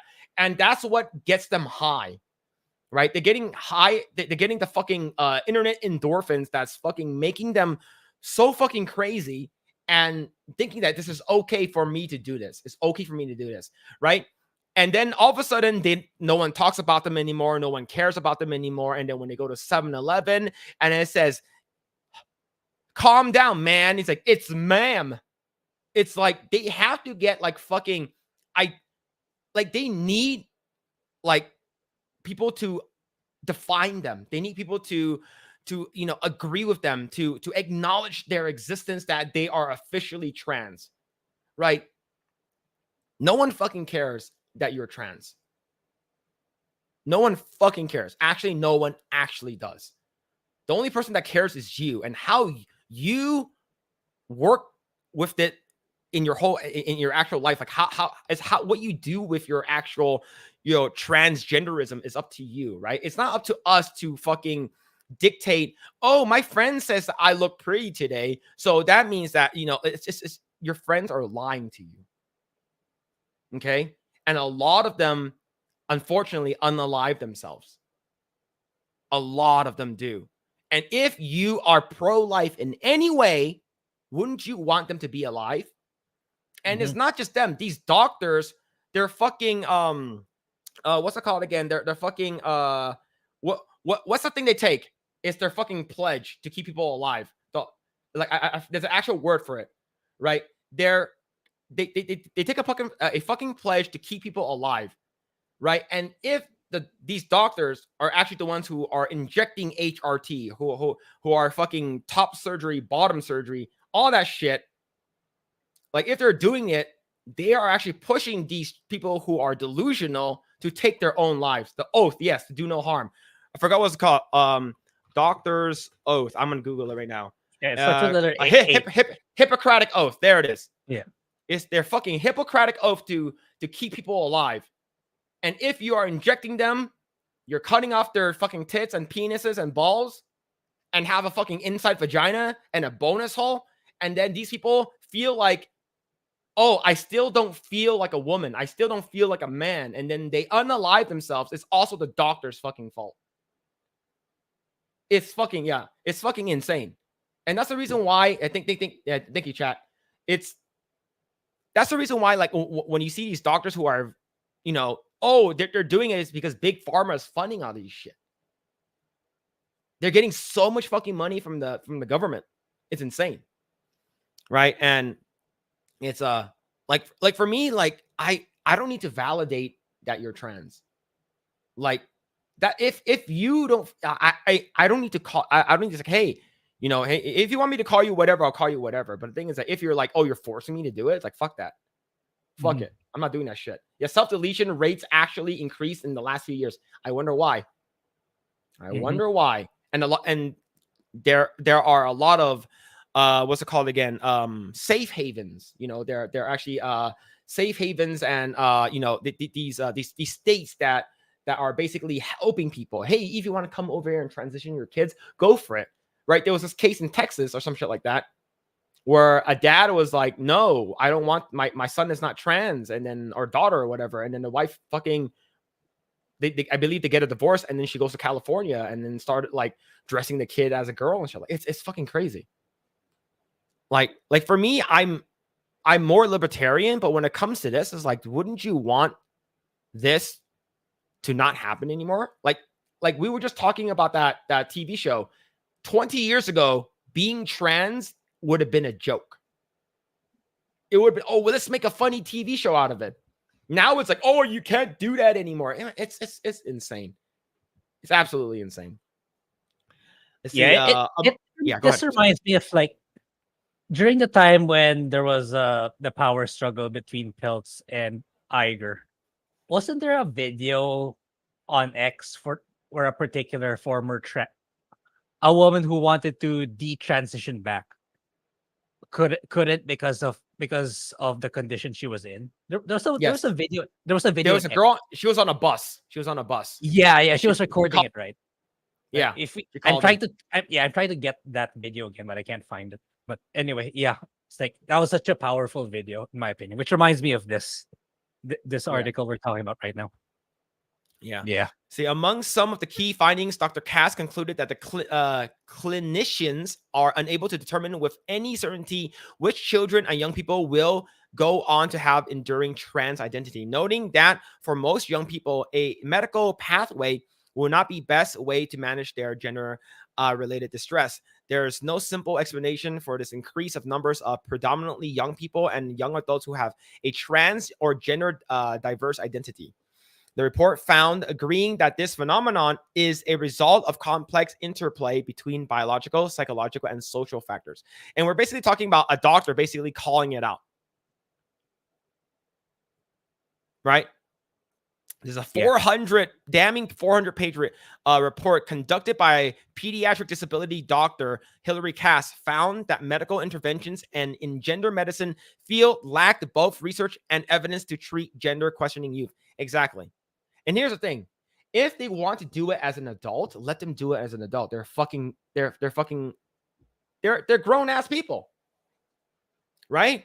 They're grown ass bitches. Let them do what they want. But as a kid, yeah, they shouldn't be making those kinds of decisions. Yeah, I posted. It's Chloe Cole. Thanks, chat. Yeah, I remember her name, Chloe. I posted in the private chat if we want to watch it again. It's essentially the same thing, but it's the way she expressed herself. It's much more powerful. Yeah, if we're gonna watch, bring it up. Yeah, let me bring it up. How long is the video? Yeah, it's like a minute. Yeah, that's not that that long. long. Yeah, so like, this is fun. Now, this is the definition of stunning and brave. This shit right here is stunning and brave, right over here. Let's go ahead and blow this up.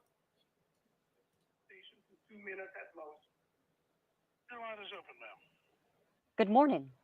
I am Chloe Cole, patient advocate for Do No Harm, a group that seeks accountability in the medical profession. I am presenting proposal number 7 titled Report on Gender Transitioning Compensation and Benefits, sponsored by National Legal and Policy Center. Disney pays for gender transition interventions, but not detransitioning care.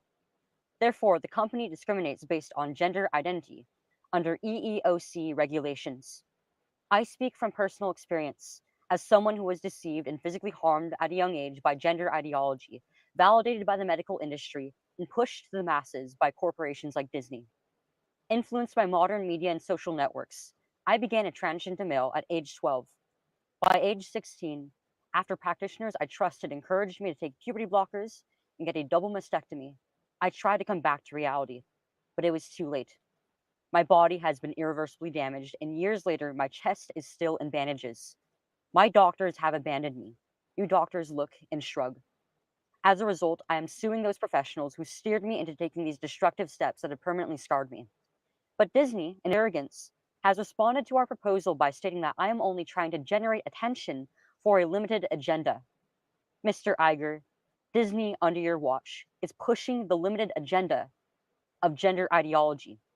Disney has become the Ursula that is stealing the voices of thousands of little Ariels across the world by telling us that we can be something that we can never become. The lawsuits are coming, sir.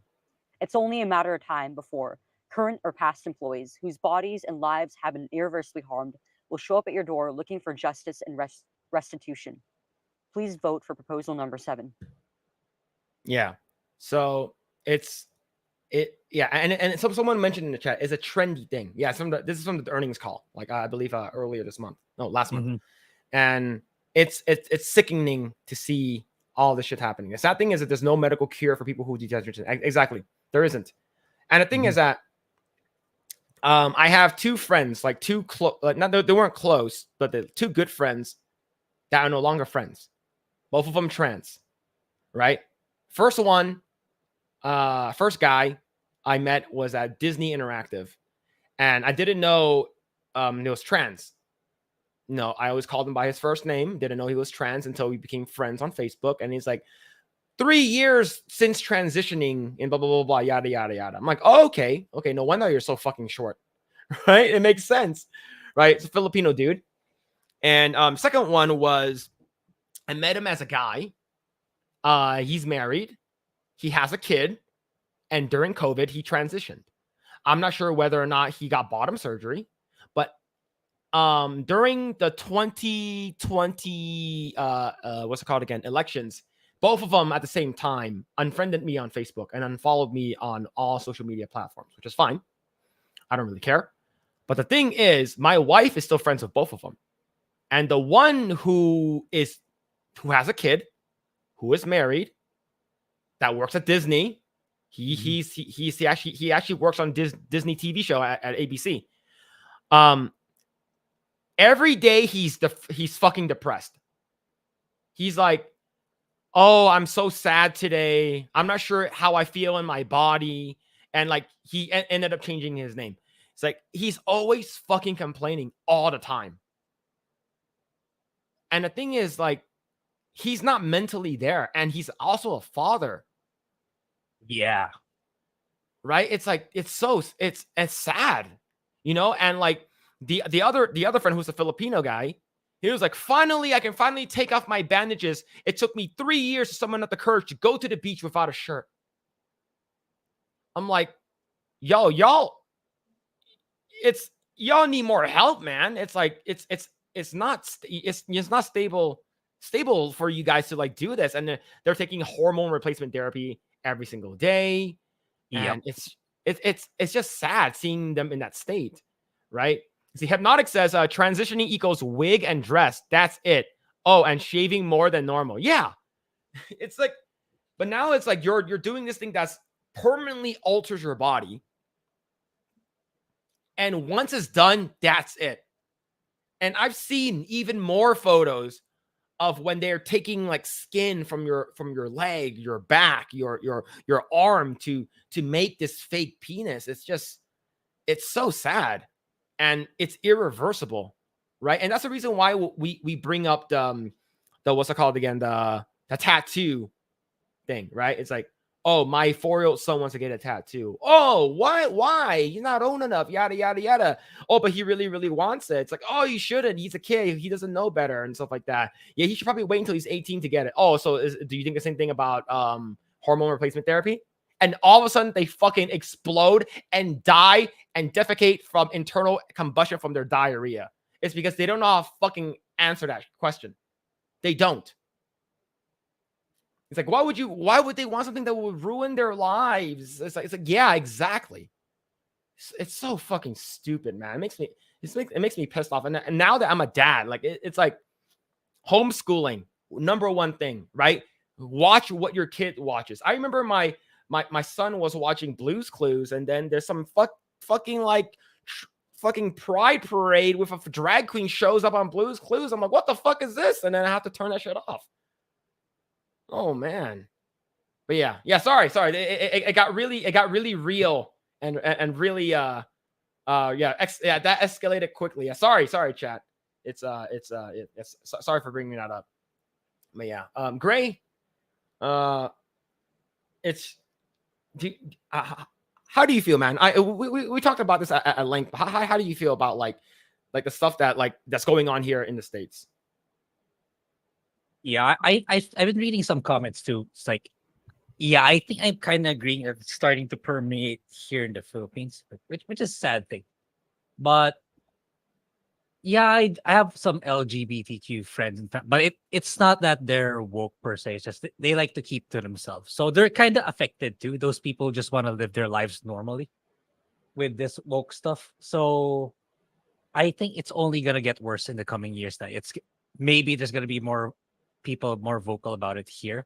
I haven't been hearing it yet, but yeah, the pushback here is much stronger. It's much harder for it to penetrate here, simply because we have much more diverse ethnicities and cultures and very, very strong religious beliefs. So that's as much as I'm not. You guys know me. I'm not a pro-religion guy, but when it comes to these kinds of these kinds of things, like yeah, I'm definitely standing with the religious entities here to fight against this BS. So yeah, hoping for a better tomorrow, not just here, but for everyone else, especially for you guys, where it's so heavily infested right now. Yeah. All right. Let's go and read the comments. Let's see. Yeah, it got really real all of a sudden. Sorry about that. Let's see. Mozan Boney says pronouns are for the other person, not the person pushing it. Once they know your proper name, that's on move. Yeah, here's the thing. Pronouns are only used when a person is not there. If they are there, you're talking to them in the third person. Most of the time, they're not there, right? Most of the time, not all the time, but most of the time. Let's see, Snapple says it, and this is basically a sickness that needs to be treated. Validating them is like giving alcohol to an alcoholic. Yep, exactly. Victimhood is the one currency. Yeah, yep. And Grae, did you hear that we're officially going to ban TikTok here in the US? Yeah, I heard. So, if they, in my opinion, I think it's hilarious. And they said that they have 9 months to look for another company other than ByteDance to do TikTok, like to take ownership of TikTok, like to buy it out from under them, to become a parent company. And do you know what they said? No, because it's not about money anymore. It's about pushing an ideology and pushing propaganda. They said no. We're not transferring power. Do you know why? Do you know that TikTok is banned in China? They have their own version. What's it called? I forgot what it's called. Let's see. Let me see. Chinese version. Yeah, TikTok. China has their own version of everything. Okay, it's their own version of TikTok. I forgot what it's called. I think it's called Douyin. Oh yeah. I think that's what my colleague said in the office said too. Something like that. Yeah. Okay. So basically, did you know that in the US, the TikToks, if you start a new account completely from scratch, you get fed fucking everything. How to do stupid dances, dumb songs, nurses doing fucking crazy TikTok challenge dances while the COVID victims are dying in the background. And they have transgender ideology getting pushed by Dylan Mulvaney and a bunch of these crazy woke leftist shit pushing their agenda. That's and then sometimes you get some funny shit here and there, right? That's what most of the US ones does. Do you know what the ones in China does for Douyin? They push how to become a doctor, how to make shit, how to become a better person, how to, do math equations, actually stuff that will help their civilization. So what's the difference? It's because ByteDance is using TikTok to push fucking propaganda. In my opinion, I hate banning shit. So the thing is that, it's about money. We're not, we're giving you guys freedom of speech and shit like that. But if that's the case, then sell TikTok. ByteDance should sell TikTok to a third-party company and have TikTok continue here in the US. That's done here in the US. But it's not about the money. It's about pushing a propaganda. And it's fucking disgusting. Yeah, see. But going back to the shit right over here, I'm gonna continue reading. Let's see. It's almost June again. Time to watch and proliferate again. Matt Walsh's "What Is a Woman?" That is an amazing. If you guys haven't seen that documentary, it's fucking good. Grae, have you seen it yet? Not yet. It's good. It's really good. It's really, really good. And there's a person in one of them that's like person that transitioned, that is a transition regretter. So and you feel his fucking emotions and stuff like that. And he says that one thing he says, I might be misquoting it. He says, they got me at 42. If they got me at 42, your kids don't stand a chance. I'm like, holy shit, that's fucking true. Oh, that's true. Absolutely. Like, holy crap, man. Let's see. Does anyone remember this TV show Soap? I don't know what that is. I think I've heard of that. I've heard that before, but I'm not that familiar. Yeah. Let's see. Children think that they are Thomas the Tank Engine. Kids can't make life-changing decisions. Yeah, exactly. Right, exactly. Let's see. Like I used to think that I was fucking Ryu and Ken from Street Fighter. Right? I was like 5 or 6. And then I jumped, I climbed on top of my brick wall that's outside my house. That's like fucking, I think like 5 or 6 feet tall. And I jumped up and said, sure you can. And I fucking landed and busted my arm. And I had a giant bruise under my arm. And all my friends fucking scattered like roaches when I started crying. And that was a fucking one of the most embarrassing moments in my life as a kid. And I hurt myself. The bruise is temporary. However, the mental damage is forever. But this is temporary. But these damages that's been done are, they're permanent, which is very scary. Very, very scary. Let's see. Thank God that shit doesn't exist. When I was a kid, I'd probably be a Ninja Turtle if my parents indulged in my BS fantasies. Absolutely. See, here's the thing. I'm not saying that you should, discipline your kids. But whenever I was out of line, my dad beat the shit out of me. Right. And then so it put the fear of God, right? Whenever like my dad's in the house, I always respected him. It's because he, if I were act up, he'll fucking hit me for no fucking reason, right? It's sort of like that. What's it called again? Russell Peters skit. He's like, "Hey, boy, come here. What's that for? Just in case." It's basically like that. It's basically like there. But yeah, I identified as Luke Skywalker. Where are my force powers, Doc? Oh yeah. We're gonna talk about Luke Skywalker a little bit after this. Oh yeah. He did make headlines. Oh my god, so stupid. Yeah. So dumb. Let's not forget they have tampered with our food and water. Pesticides and GMOs have destroyed people in this country. Yeah. I heard that there's actually some companies out there that I'm not sure if this is true. They're trying to label that they're say, hey, we did not inject the jab in your food. It's like, wait, why do you have to say that? What? Why do you have to say that? So like, man, it's sort of like scary now, man. Sort of scary. Let's see. I can't watch detransitioning stories. I'm old now and I can't handle children suffer like that. Yeah, it's fucked up. It's really, really sad what these kids are going through. See, nobody cares if you want to transition. Just wait until your brain has fully formed. And here's the thing. According to what I heard, a male's brain doesn't fully form and develop into maturity until like their 30s. According to what I heard. I don't know. Let's see. The only other live voice during Disney call other than the people is the Disney's leadership. Yeah, Disney leadership is garbage. The sad thing is that there's no medical cure for people who detransition. Yeah. You see, I'm a Filipino and I'm a teacher here, and gender ideology is slowly creeping in the educational system. Oh, shit. There's literally a gender and developmental studies in senior high school. Wow. Senior high school, I can see more of it. It's because like they maybe want to like open that before you go off into the real world, before you become 18. Right? But that's still, it has, in my opinion, gender and developmental studies should be like an elective in college, in my opinion. Like if you want to go learn that shit, then go for it. But it should not be like your freaking like gen eds. You should not have to learn that shit, man. Yeah. Thankfully, during my time, it wasn't mandatory, so I never got a single subject about it. Yeah. Chris Tyson? Who's that? Who's Chris Tyson? Who? I voted for Nelson, lol. Knew he'd never win, though. Disney did too. They said just to abstain on him and vote against the detransitioner and that feminist that wanted political transparency. Woof. Let's see. Tweet Tone says, I have good gay friends since middle school. Normal people, I don't care who they sleep with. The trans people I've met have had severe issues and always want to post or acknowledge. They always want to be acknowledged.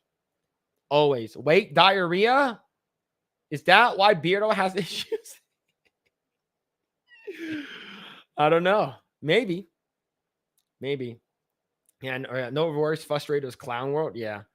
See, Mozamboni says, a man who ignores his family for debauchery is utterly disgusting. Chris is a loser who ignored his wife and son. A nation divorced from Judeo-Christian values will fall. Yep. I think people just want to be recognized. I think people just want attention. A lot of people, like, it's because Grae, we talked about this before, hard time hard times make hard men, right? And then hard men make good times make weak men, and we are at good times make weak men right now. I think and everyone is just basically, they've been locked up for the past 3 years at home, couldn't go out anywhere. They want to get, acknowledged and identified by the public. So they go on this outburst and do crazy shit so people can, they can be Instagram famous, right? It's because if you look at the jobs now, the careers now, when you ask like these Zoomers and you ask them, what do you want to be when you grow up? Oh, I want to be a content creator. I want to be a YouTuber and stuff like that. It's just like, woof. Yo, good night, Big Z Games, video games. Take it easy, man. Let's see. And the government mandates that only wholesome videos are allowed. They know that our degeneracy is destroying our society. Yep. Me basically cooming and gooning all over Stellar Blade is what they hate. They hate that shit. Let's see. We're also mostly conservative Catholic, and thankfully most people here don't accept the idea of transitioning because it's biologically impossible. We're cool with gays, lesbians, and bisexuals. Yes. Those like, I'm cool with all of them. I think it's crazy though. Yeah, subversion. Yeah, thank you. Let's see. Chinese TikTok spy. Yeah, TikTok is Chinese spyware. Absolutely, it is. It is. I remember Billy Crystal and the others. Oh, that's from Soap. I see. So Lost Sales says, I literally changed my name and identity in the 2nd grade after watching Power Rangers Turbo movie. Wait, did you become that little blue ranger kid that becomes like an adult all of a sudden? Oh, shit. See, I don't care for TikTok, but banning it isn't a Trojan horse.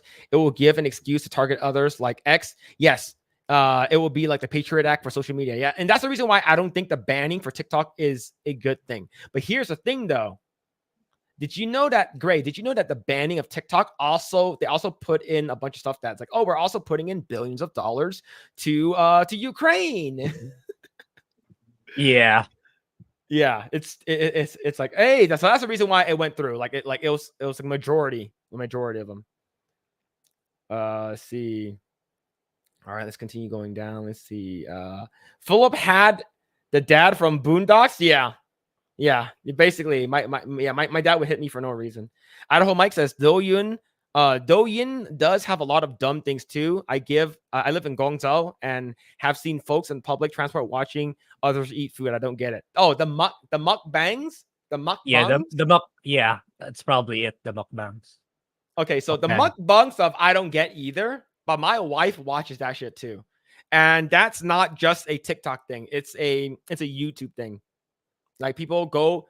So I asked my wife one time, like, why do you watch those? It's like she gives me 2 reasons. It's like, first, when it's like you're watching them eat makes you more hungry. I'm like, that's how you become fat, right? So when they're eating, you're eating. I'm like, okay, sure. And she's like, another reason is like it also helps lonely people. I'm like, what? She's like, let's say if I feel lonely and I'm watching a mukbang while eating lunch, I'm like eating with them. I'm like, that's fucking sad, man. That's fucking sad, dude. Oh, shit. Let's see. Johnny Layfoot says, I'm thankful I didn't get indoctrinated early on. I probably would have been screwed over, especially because I am ASD. Attention. Is it attention? I don't know what ASD is, actually. I know disorder. Yeah, let's see. FDA has a nanotechnology threshold, meaning yes, they allow nanotech to pass through. Yeah, it's great. It's crazy, man. It's crazy. Let's see. Democrats and Republicans split their manipulations in Philippines government. They do. I know that. That's why a lot of people like Grae said that they're like super mad when a particular person got in office. Let's see. All right, let's continue going down. I'm trying to catch up. Let's see. We're past good times. We're at weak men stage. We're ruled by combines of the weak, and hard times are on the way. Yep. Hard times are definitely on the way. We're waiting for that shit. Let's see. There was that one guy who tried to change his name to PlayStation 2. Why? Well, it is the highest selling console of all time, Grae? Did you know that? That's insane. Holy shit. Oh man, yes, we should have never banned TikTok. The pedo teachers were telling on themselves. Now they can't. Yes. V Rio says US just want to ban it since they don't own it. US wants all the spying rights. Damn, ain't that something? That's true. Especially the mukbang ASMRs are the worst offenders. Grae, what are your thoughts about mukbangs? I have never seen one, but yeah, I find it really strange because yeah, it's like it's true. If I see that much food someone's eating, I might go hungry, so I might overeat more. So I don't, as much as possible, I don't consume that type of those type of videos. Okay, let's watch one right now. Let's watch one right now since Grae has never seen one. Chat, I'm sorry for putting you to, but this one is pretty funny. This one's pretty funny in my opinion. Jay likes this one because he laughed out loud. So this is the first one that my wife showed me, and this was from 3 to 4 years ago. So you probably have seen this fat guy that looks like Justin Wong, who got bodied by Daigo in Evil. But here we go.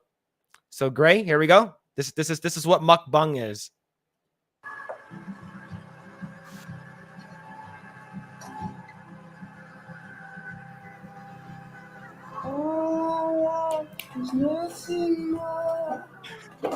What is happening?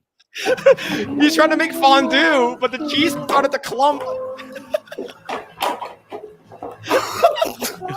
The fuck?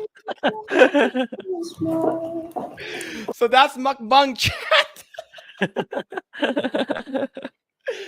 So, well, basically, this is like one of the guys that does it, but they're usually like going to restaurants or eating at home and shit like that, and they eat a lot of food. They eat a lot, like a lot. It's crazy how much food they eat. Autism spectrum disorder. Oh, that's what ASD means. Well, you seem like a regular person, so there it is. But yeah, it's yeah, but it's crazy, man. I think a lot of these kids, yeah, they don't stand a chance, in my opinion. Mukbang, I suppose, is the same way as reaction videos. Yeah, but watching a person eat is sort of cringe, in my opinion. But hey, you like what you like, man. You like whatever makes you happy. Mm-hmm. Let's see. China's facing population collapse, lots of lonely people. And that's where Genshin Impact and Honkai Star Rails come into handy, because these anime waifus are here to save the day. That's why they keep buying the max package of Primo gems. Yeah, all the Primo gems, man. The $100 Primo gems, they swipe it 5 times per month. Yeah, like chat. Like, how can you say no to anime waifus? What's it called again? How can you say no to her, right? Imagine waking up in the morning and then like seeing this girl looking over your looking at you, and he's like, oh nani, daijoubu. You're like, oh my god, take me. Right, this girl right over here. Yeah, right over here. See, Robin is gonna take you away. Robin from Honkai Star Rail. As long as you spend $4,000 to C6 her, you'll be fine. You'll be fine. This waifu material will save you. Oh man, the thing is that Japan has been going into population decline too. They're not having a lot of kids. because it's this. They faced also the same thing where, like, I don't know. It's such a hard problem to fix because like it's been going on for probably centuries already, where they work around the clock 24/7, where they can't. I don't know. They don't have the capabilities of knowing how to live their life anymore. It's like they perceive overwork as such a good thing at the expense of literally everything else. And yeah, that's probably what's happening right now for both countries, I suppose. Okay. But man, it's sad. I think Shinzo, the great and late and great Shinzo Abe said have kids. Holy shit, Lost Tales, you're crazy. Go on Twitter and type in cause destiny, and there's literally a Nikkei cosplay that I probably can't show. Oh, yep, that cannot show this one. We cannot. I'll send it to you, Grae, so you can see. Okay. Oh man, yep, cannot. Definitely scrolled down a little bit too much and saw some titties. Yeah, we don't want full on titties. Satan, a white female, makes sense. Yeah, true. Yeah, the fact that Satan is a white female right up here. Yeah, that's wild. Yeah, true. Let's see. Denny Tate says you don't need the mukbang for company when you eat alone. There's plenty of videos for first time trying food. Yeah, for me, I when I'm eating alone, I usually just watch, like, to be honest, I watch a lot of what's it called again? Like Nerdrotic. I watched The Drinker. Yeah, I watch me a lot of too. YouTube. Yeah, it's like if it's not gaming, it's pop culture related. That's what I watch when I eat lunch or when I eat snacks. Yeah. Or- See, he wanted to be acknowledged to be the best-selling console of all time, but it's Sandro says was PlayStation 1 taken? But it is bad.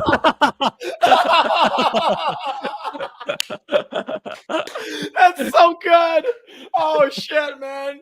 Oh man, it's a big PlayStation 1, PlayStation the second, PlayStation the third. Oh shit, that's so good. Oh man, let's see. Odd says Elon Musk can bring back Vine or replace TikTok. Absolutely. Didn't Elon Musk put on a poll says that he said that should I bring back Vine? Absolutely. I miss Vine after dark. Grae, do you know what that is? No, I've never even bothered to download and open it, so I have no idea. So Vine is basically what TikTok used to be, but it's like I believe the content is a lot shorter. But Vine After Dark was where I was at. I didn't have Vine, but there was a subreddit called Vine After Dark, and that's where I was at all the time, chat. You guys know what I'm talking about. If you guys don't know, then it is what it is. Oh man, let's see. Do not watch the mukbang of woman eating a geoduck. Oh, that geoduck it looks like a giant penis. Yeah, so you don't want that. You don't want that. Watch avocado, dude. Oh man, Grae. Do you know? I think it's Nicocado. Yeah, Nicocado. Yeah, I that know. guy. Oh my god, that guy is insane. Oh man. Let's see. Let's see. Continue going down. Let's see. All right.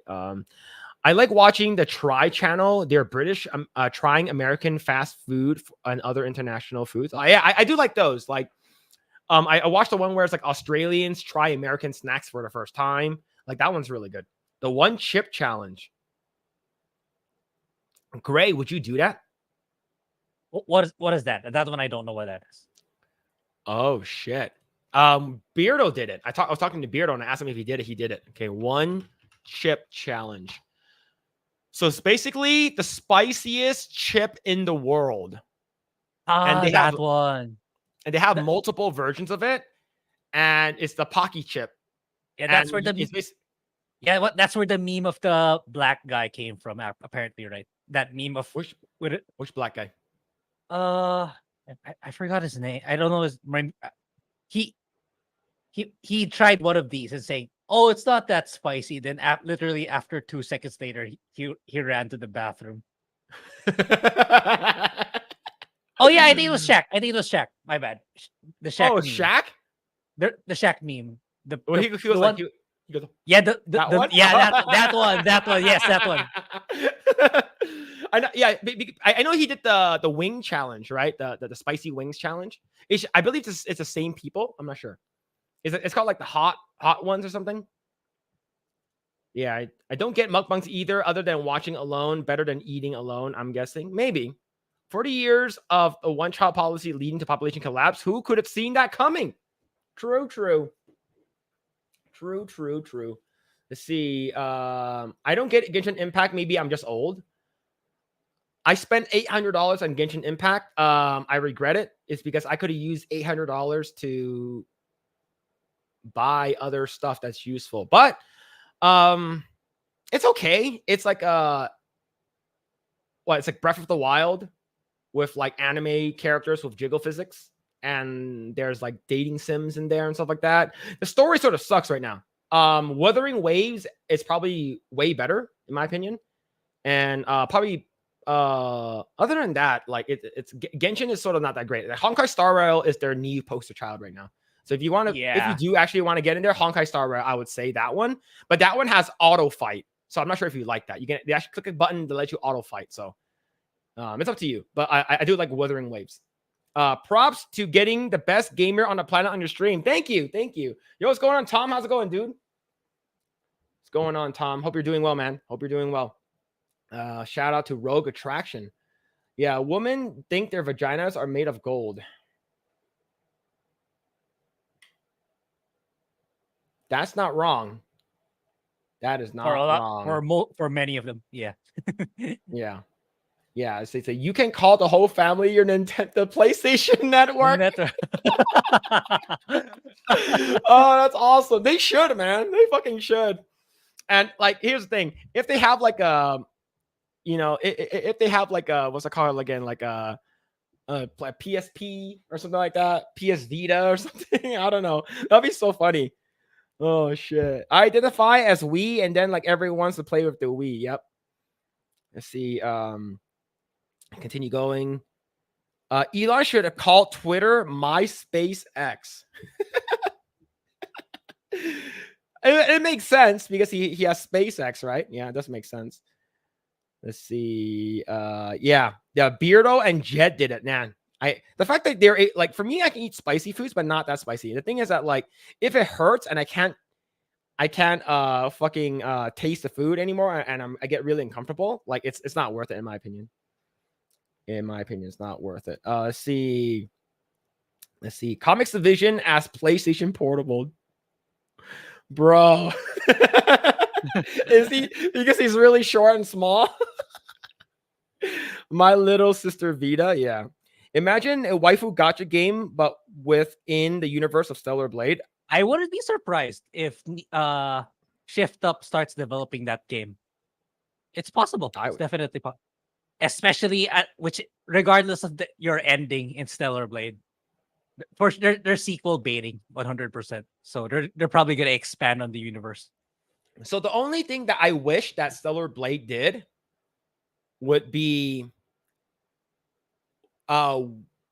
transmog weapons or actual different weapons. The aesthetic of the blade and the droid. So, yeah, it's because it's not as like it's not really like a JRPG or anything like that. But like if they added like different like sword variants, it looks different or something like that. Like this one, maybe this one is on fire, like a flame blade or something like that. It'll be pretty cool. And I think they should add that in the second game if that is a thing. Yeah, the second game there's gonna be I hope there's more weapons actually, not just the blade and the gun. Like I feel like there should be more variety apart from I'll talk about it more when I make my review. I'm almost done with Stellar Blade. But it's minor spoilers. Like if there's gonna be a sequel, which I'm pretty sure there will be, there's probably gonna be a new hot main character. Eva's probably gonna be a side character in the sequel. Yeah. Or maybe what they can do is make Stellar Blade 2 and then like have a portion where you in Resident Evil 2 remake or something like that, like whenever, like let's say, do you remember that one scene where Eve gets jumped by those goons in the alley? Yeah, a lot of the instances in Stellar Blade are so undercooked, especially in their plot line and the characters. Yeah, that was like, it's so like I feel like Shift Up wanted to do more, but they didn't have enough the resources for it. So it's like, Adam just swoops in and saves them. It saves her. Yeah. Like what would have been cool is like, let's say if you used like another character, like for instance, let's say you used Lily in that one moment. So you can find what happened to Eve, right? Like it's sort of because that's what they did with Resident Evil. Like in one portion of Resident Evil 2 remake, you use Ada. And then same thing with Resident Evil 4, you use Ashley. Yeah. So I think the probability of additional DLC as Lily is very, very high. Yeah, because, everyone really likes her.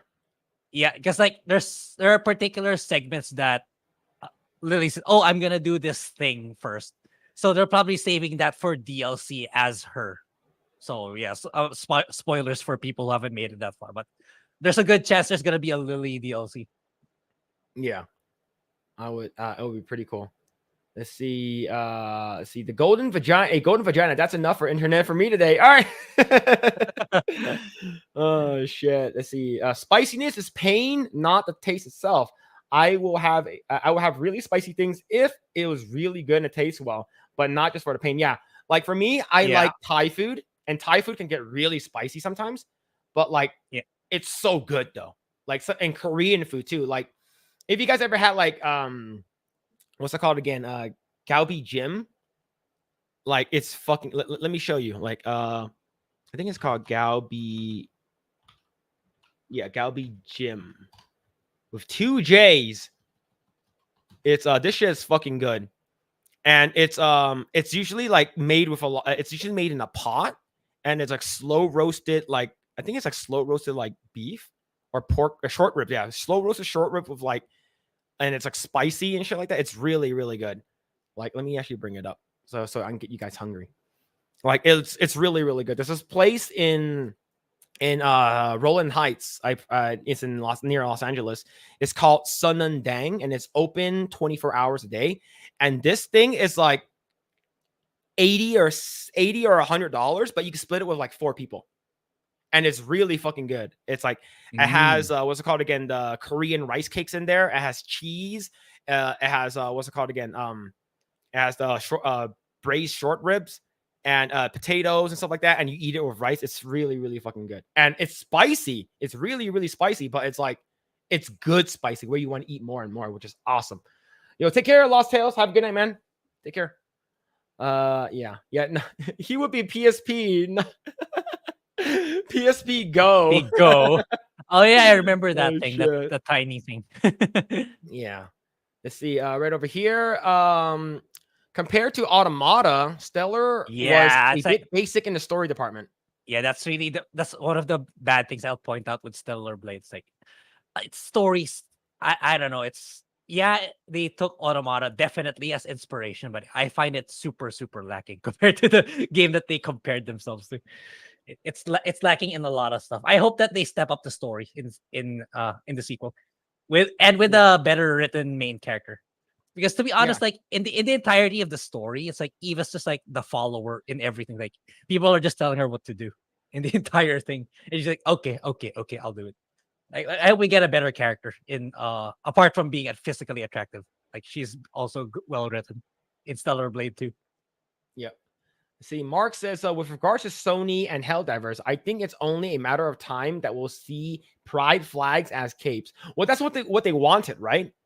But now that they're censoring it so much, not censoring it so much, but like they're rolling back with the whole Sony shit. Like I can see them adding it, but it doesn't really make too much sense. But I won't surprise me if there is though. Maybe in a couple of years, not now. It's like now is not a good time to agitate your community given what's going on. Yeah. Let's see. Spicy food makes my head sweat for good sinuses. Yeah, it's spicy food's really good. Grae, do you like spicy food? Yeah, I'm a sucker for spicy noodles. Have you tried the the Bulldog spicy noodle challenge? Probably not. Let me show you. So this is it's a Korean challenge, and it's basically comes it looks like this right over here. So you can get them in bags like this. It has basically you look for the chicken. Yeah, I've had these, but I didn't have it as a challenge. I just ate it. So yeah, we have these.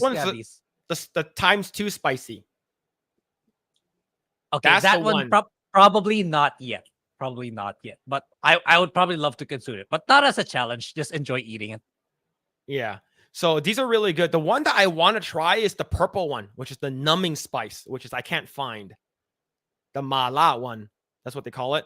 I tried the carbonara one, the curry one. All of them are pretty good. The regular one is my favorite, but I want to try the numbing spice one. The numbing spice one is really, I really want to try that one. Do you like numbing spice? Yeah. It's pretty good. Yeah. Let's see. Thai and Malaysian food are my favorite. I've never tried Malaysian food. I want to try that. Sounds really not good. a lot either for me, if ever I did. The true fans remember the PSP Street. What the hell is that?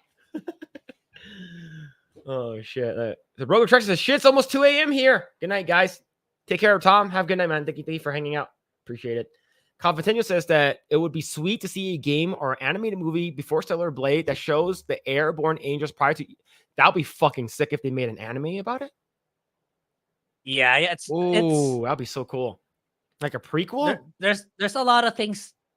I mean, I imagine Shift Up was like focused on building the world first. But I'll be expecting the sequels and whatever spin-offs, whether it's TV shows or anime, they would go really deep on the story. Because for me, that's the biggest Achilles heel of the current Stellar Blade game. It's so it's lacking in terms of depth of story. Yeah, it's very like surface, right? Surface Yeah. level like writing. Yeah. But the fact that they have like a 9.2, right? Which is like one of the highest PlayStation 5 games. The gameplay, it's not perfect. Yeah, it's like example when I do blink or repulse, you have to be like the enemy has to be directly in front of you. It's like if you pivot a little right or to the left, it's not gonna work. That's one of my pet peeves of doing blink and repulse. And and it doesn't register your parry all the time especially when you need it the most. Those are probably my biggest pet peeves for the gameplay. Other than that, it's really good. So here it is. This is from Metacritic. Meta score generally favorable, but overall user score is 9.3. And according to what I heard, this is the highest rated game on PS5 to date. Like it's really, really good. Like everyone really, really likes it. I think everyone likes the combat. I think the combat is what makes the game really good. I think combat and aesthetics. Yeah, I'm willing to go do a third run just to get, because for those who have PSN Plus, if you wanna save one playthrough, I recommend doing a cloud save before the final fight, so that if you wanna unlock all 3 endings, so you just have to play the game twice instead of 3 times. Do a cloud save before the final fight, before encountering the final fight. So I'm not gonna drop the spoilers, of course, but yeah, that's a tip if you wanna go through the game twice, if you wanna unlock the platinum trophy, because you have to unlock all the endings to get the platinum trophy. Oh damn! Let's see, all right, let's see. Satan says a Stellar Blade anime like Edge Runners would be great. Oh yes, it'll be really good. And throw in the nudity. Absolutely, you have to see. Yeah, we got to see more Taki. Yeah, hopefully. Yeah, Taki's super undercooked, man. In its entirety, she's a wasted character, in my opinion.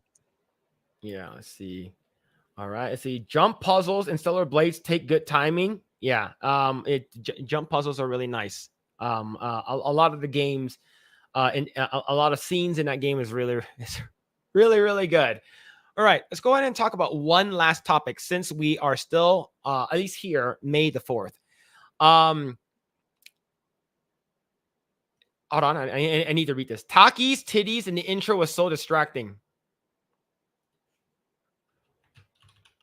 Yeah, they were jiggling all over when she pulled out that door.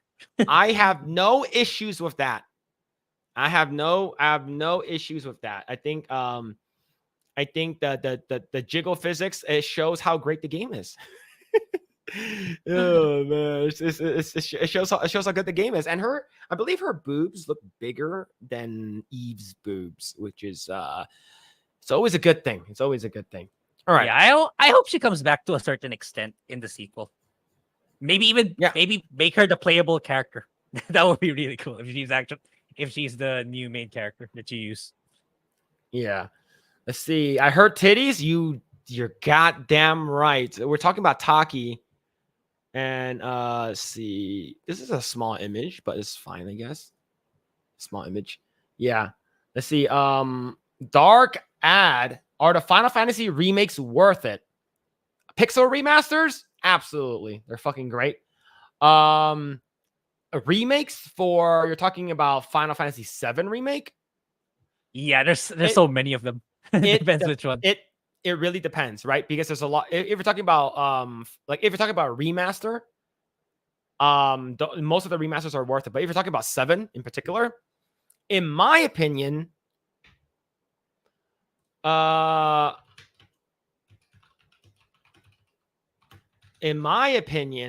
think they are, is because I'm a big Final Fantasy 7 fan, right? I'm a big fan. Yeah, it depends how invested you are into the FF7 universe.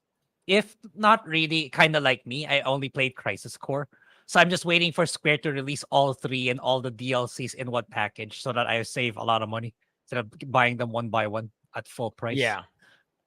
Yeah. 'Cause, So it's, and it's a huge time investment too, especially with regards to imagine playing remake, then the DLC, the Yuffie DLC, and then Rebirth, and then whatever DLC that they come up with, and then the third game. It's also a huge time investment. So it really depends. So there are 2 reasons why you should get the game. And the thing is that if you are going to get the game for these 2 reasons and 2 reasons alone, I would wait until it comes on PC so you can mod it. But in terms of actual story, if you are a diehard fan of the original and you love the story, you will not like this story-wise. It's because they change a lot of stuff, especially with the whole multiple timeline stuff. Now, combat's really good. Probably one of the best Final Fantasy combats out there, in my opinion. And the fact that you can each character plays completely different from one another, which is awesome. But this scene alone is worth Final Fantasy Rebirth, in my opinion. This just the beach scene when you go to what's it called again, Costa del Sol. And if you beat the game and you do New Game Plus, you can actually wear this entire outfit in the entire game. Yeah, have you seen the Ocean Maid's nano suit? For me, it heavily resembles this Tifa outfit. I think that's the reason why. I think I know what you're talking about. Ocean Maid's nanosuit? Yep. It's to get that. Yeah. Okay. To get that, you have to get all the fish, which is not so hard. Just follow a guide. See. It's called Ocean Maid. It heavily resembles this Tifa beach outfit, actually. Oh yeah, it definitely does. Yeah. Yeah. If you look at it, see? Yeah, it looks exactly like it. Yeah. You get all the fish. You gotta fish all the fish. Yeah. To get that. You gotta dangle your worm out there, chat room. And you gotta fish. You gotta fish them out. But yeah, but in terms of Final Fantasy, I would say if you like good game combat, and the customability of the materia and stuff like that, it's a good game. I give Remake 1 a 9. I give Rebirth a 9.5. But I'm biased because of I really like Final Fantasy. But the thing is that the story isn't complete. So if you buy both the games, the story isn't complete. Yeah, and you wouldn't need the Yuffie DLC if you want the entire story. So yeah, Tifa looks too skinny, but here's the thing though. If you look at Tifa's concept art, she looks like that. She looks exactly like that. Like, and it's not like if you look at the actual original concept art, like this is Tifa, right? Like this is the actual original concept art by Nomura, and this is the newer one later on.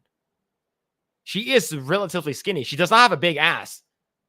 It is, yeah, it's $70 for I believe there is a deal that if you buy, you can buy like all the games for like, I forgot how much, like $80 or $90. But yeah. But yeah, this one is yeah, she is relatively skinny. But here's the thing though, she is very fit, extremely fit. Like she has abs for days, which you can basically grate cheese on that shit. And she has nice tits too. But yeah, it's good. It's good. Let's see. Let's go ahead. Let's see. Creator Solar Blade is a big Tifa fan. How insane would it be to get her if her costumes were ported to Eve? Well, you already have that one, the beach outfit, which is the really Ocean close. Maid. Yeah.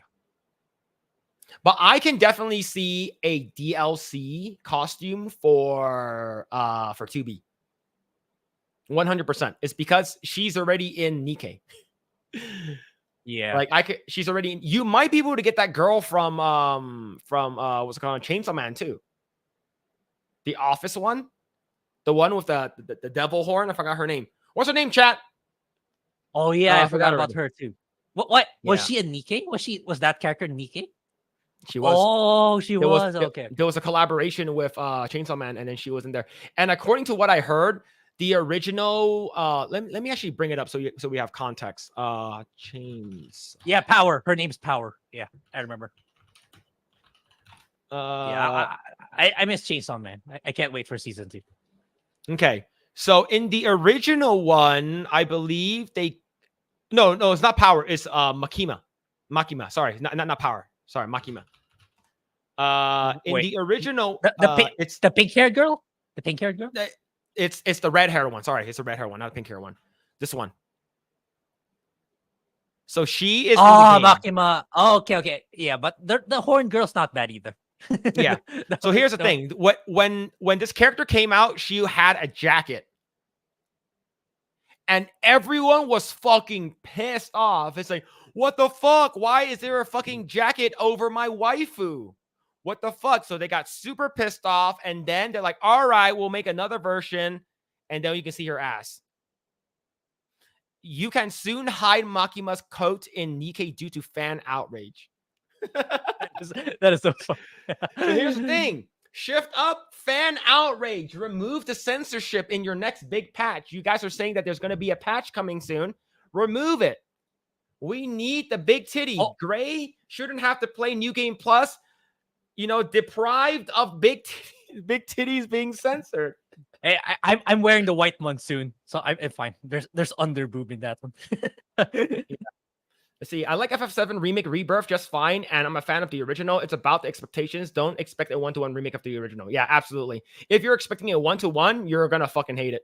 A lot of people who are big Final Fantasy original fans, like they hate the changes. They hated it a lot. Let's see. The original Final Fantasy was one of the first CRPGs I've played along with Miracle Warriors for Sega Old School. I'm sorry, for Sega. Old School Final Fantasy VII is still my favorite in the series. Yeah, the OG is unbeatable, in my opinion. Let's see. All right. Let's see. BlackRock owns majority stock in game companies. Fuck them. Get them out of there. Yeah, but it can be seen that we can fight back, given that Larry Fink was put into a pedestal when he was making his speech, I believe 2 weeks ago. So I believe he broke his, what do you call this, his demeanor when he got so much pressure about why ESG is losing money. So even entities like them can be brought down. So it's just, for me, it's just a matter of time. We just keep fighting back, just not keep supporting the games that push his ideology. Then eventually he's gonna have to cave. Yeah, 2B in Nikkei looks fucking godlike. Like she. Sorry. I'm getting distracted. She looks really good, especially the non-skirt version. The one that I like the most is I think her name is Novel. She's like a darker girl where she's like her idol animation is out of this world. Oh yeah, Volume. Sorry, Volume. Let me see if I can bring up this image right over here. This one is probably my favorite in terms of animation wise. Like it's so her idol animation, when you click her legs open up and her inner meat thigh jiggles. And then when you're using the gun, because she's wearing fishnet stockings, and not fishnet, she's wearing like leggings and they're sort of like translucent. Like her ass looks really good in the game. I played the game for 1 day. Sorry. No 2B skirt is my preference too. Absolutely. Yeah. Look up Noir in Nikkei. She's my favorite. Noir. Okay. Let's see. You're getting so excited with I was gonna like, I wonder what's gonna be your reaction in the second half of Nier Automata. Oh, are you talking about the bunny outfit? Noir? Jesus. I can see why she's your favorite. Oh, she looks like she's sad too. Like she's like not sad. She looks like she's shy. This game is so. This is the same company that makes Stellar Blade. Yeah, you guys know where I'm coming from now. This is the same company. Those designs weren't done by choice. It was done by force. Those censorship. Yeah. It's not like, it's forced from the fact that your people are saying, oh, it's not. It's actually Shift Up was the one who censored it. No, absolutely not. They were forced freaking finger on a trigger by Sony to change and censor it, because based off of Nikkei, like it was absolutely done by Sony. What game is what game is this? Yeah, true. Yeah, Revi with the Black Lagoon. Yeah, submit or I cut your funding. Exactly. Like you have all of this all of these crazy looking awesome characters in the game, and Jesus. Like you have characters like her, which is one of the earlier games that you get. I think her name is Annis, or I forgot what her name. Yeah, her name is Annis, right? And or Anus, whichever you like. You have characters like this in the game, and people who are online who are like, "Oh, I think censorship with this game is fine. It's not that much." But the fact that you have the same company that worked on Nikkei, that did Stellar Blade, like Grae said, this is by force, right? It makes no sense for Ship Up to censor itself. Yeah, it's all Sony's doing. Exactly, 100%. But yeah, I should probably play this game again. I heard it gets better.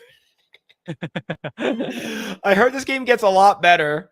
So, but yeah, 2B looks great in the game too, and they have A2 as well, but A2 isn't as hot in my opinion. Oh, I prefer A2 more than 2B. But I prefer Replicant?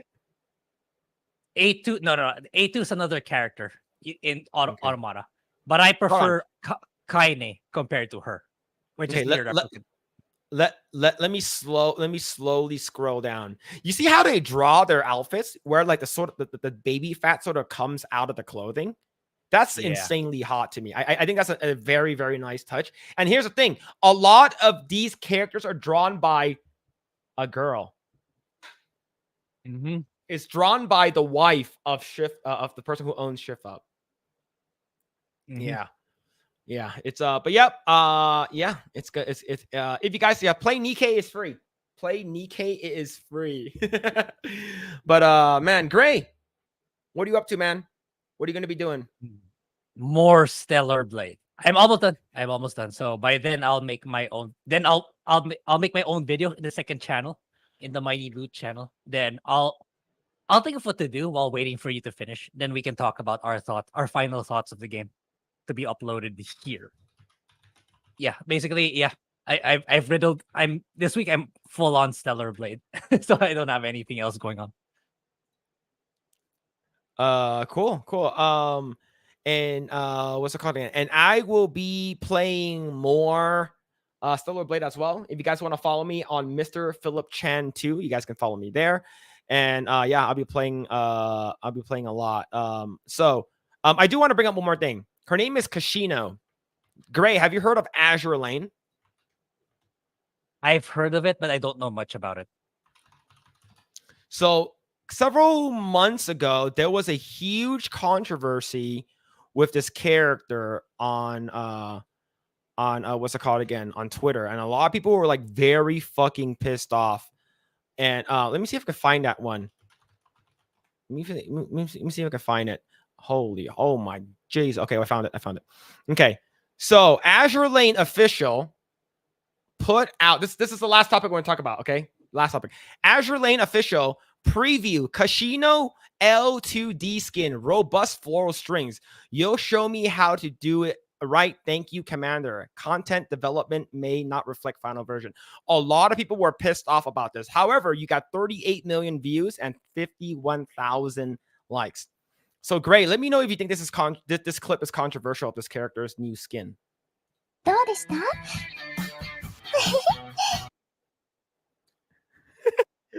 Sorry, the video is crapping out because it's not letting me play it.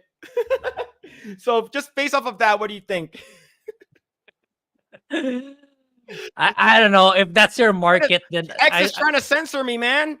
They're trying to censor that shit. They're not letting me play it. So what do you think about that? If that's what the audience wants, then you give it to them. That's all if the money is coming in, then yeah. I don't blame the developer. Twitter was basically is only letting me play the first 2 seconds of the clip. It's not letting me play the entire thing. It is sorry, media cannot be played. We're getting censored again. Oh man. But yeah, a lot of people were very, very upset with that outfit. And but yeah, but basically this is me though. Whenever I saw that one, I'm like, all right, looks pretty good. And this is me.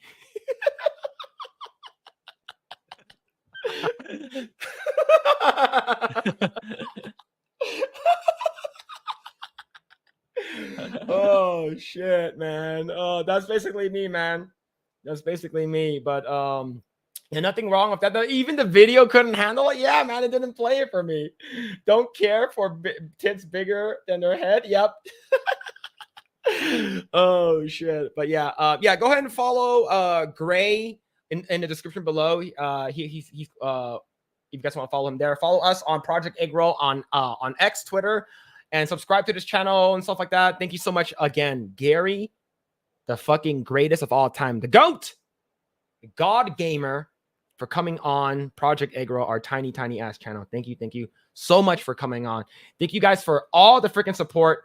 The Co-Hauser, Al Malone, Mark of Reality, Az's Wonky Eyebrow, Hayden, Vice, Cerberus, Smooth the DJ, Fear the Lethal, The Beast, DB Wild, Snapple, Bob, Lord Bother, Deflect, Justin Martins, Mark of Reality, Justin Martins again, WG, Psychotic Mongoose, Carl Stroud, Mark Shaw, Old Renaissance Nerd, Justin Martins, Mo Zamboni, Chris B, Lord Bother again, Midnight Mike, G2 Bryce, Neo, holy crap, For the Emperor, Old Renaissance Nerd again, John Kanji, Warren B, Co-Hauser again, Reed Larson, Mo Zamboni. Holy shit, you guys are fucking out of control. Thank you guys so much for the support. Holy crap, man. You guys are freaking awesome. Thank you guys, everyone, for hanging out in the Rumble chat. Nagranol, Captain Cook, Lost Tales, Silent Kang, everyone. If I missed you guys, I'm sorry. Nexit, BZ Video Games, everyone for hanging out. And holy crap. Yeah, you can. I'll be playing Stellar Blade on Monday. We're going to continue playing the game. I believe I should be heading towards the Matrix 11 location. And I believe there's a couple of sexy outfits waiting for me there. Sexy outfits. Yeah. Yeah. And the fact that Matrix 11. Yeah. And the fact that we're officially over 4,000 subscribers. Holy shit. Yeah. It's insane. So we got in a sense, subscribers tonight. In a sense, we're on track to reach our annual goal, which is 5K by the end of the year. Yeah. Thank you guys. Play Helldivers, damn you! Not anymore. Even though here's the thing: the PlayStation shit does not affect me because I'm playing on PlayStation. But it's the principle. It's the principle that matters. But thank you guys so much. I really appreciate it. We are going to be next week. I'm not sure if we're going to have any guests. I don't think we are having any. But, there's a possibility. Well, next week I might not bring my webcam because I'll be me and my colleagues are going on a short getaway. So on Sunday, which is Saturday night for you guys, I won't be in the house. So I'll be streaming. Okay. If ever I'll be streaming through the laptop. So yeah, there's that too. All right, cool. And let's see. Yeah, once again, shout out to the Fellowship. Shout out to the 199. Welcome to the Republic. Everyone that was here today, thank you guys so much. We reached our peak viewership of 700. Holy shit, man! And we have over how many likes? We have over 700 likes. Thank you guys so much. I really appreciate the hell out of you guys. If it wasn't for you guys, like we would be nothing. And thank you guys so much. And the thing is that if some small asses like us can have some big caliber content creator like Gary be on our stream, you guys can do it too. So if you guys are considering starting something, please do just do it. Just start already for people in chat who are aspiring to try to just be like Hayden and be like who's the other one? Lord Bother. Lord Bother. Yeah. Just do it. And start learning, start knowing your content and your audience, stuff like that. You'll learn much faster just by starting that rather than watching all the gurus, as many gurus as you want. Yeah. And here's the thing. Like Gary said earlier, getting a mic is the most important. Sound quality is your most important thing. You don't need a camera. Look at Mahler. Look at Yellow Flash. Look at Hypnotic. They don't have cameras and they're doing good. They're doing really good. right? And Yeah. here's the thing: we know how Endymion looks like, but he does not need a camera to make videos. Yep. So if you want to make videos, just do it. Just try Just do it. it. Just do it. But anyways, chat, thank you guys so much again for all the support. Thank you guys so much. Like, share, subscribe, everything. Subscribe to Nerdrotic. He needs way more subscribers than we do. So anyways, He chat, needs our help. All right. yeah. Thank you guys so much. Take care of yourself, and we will see you guys next Saturday. Take care, chat. Bye-bye.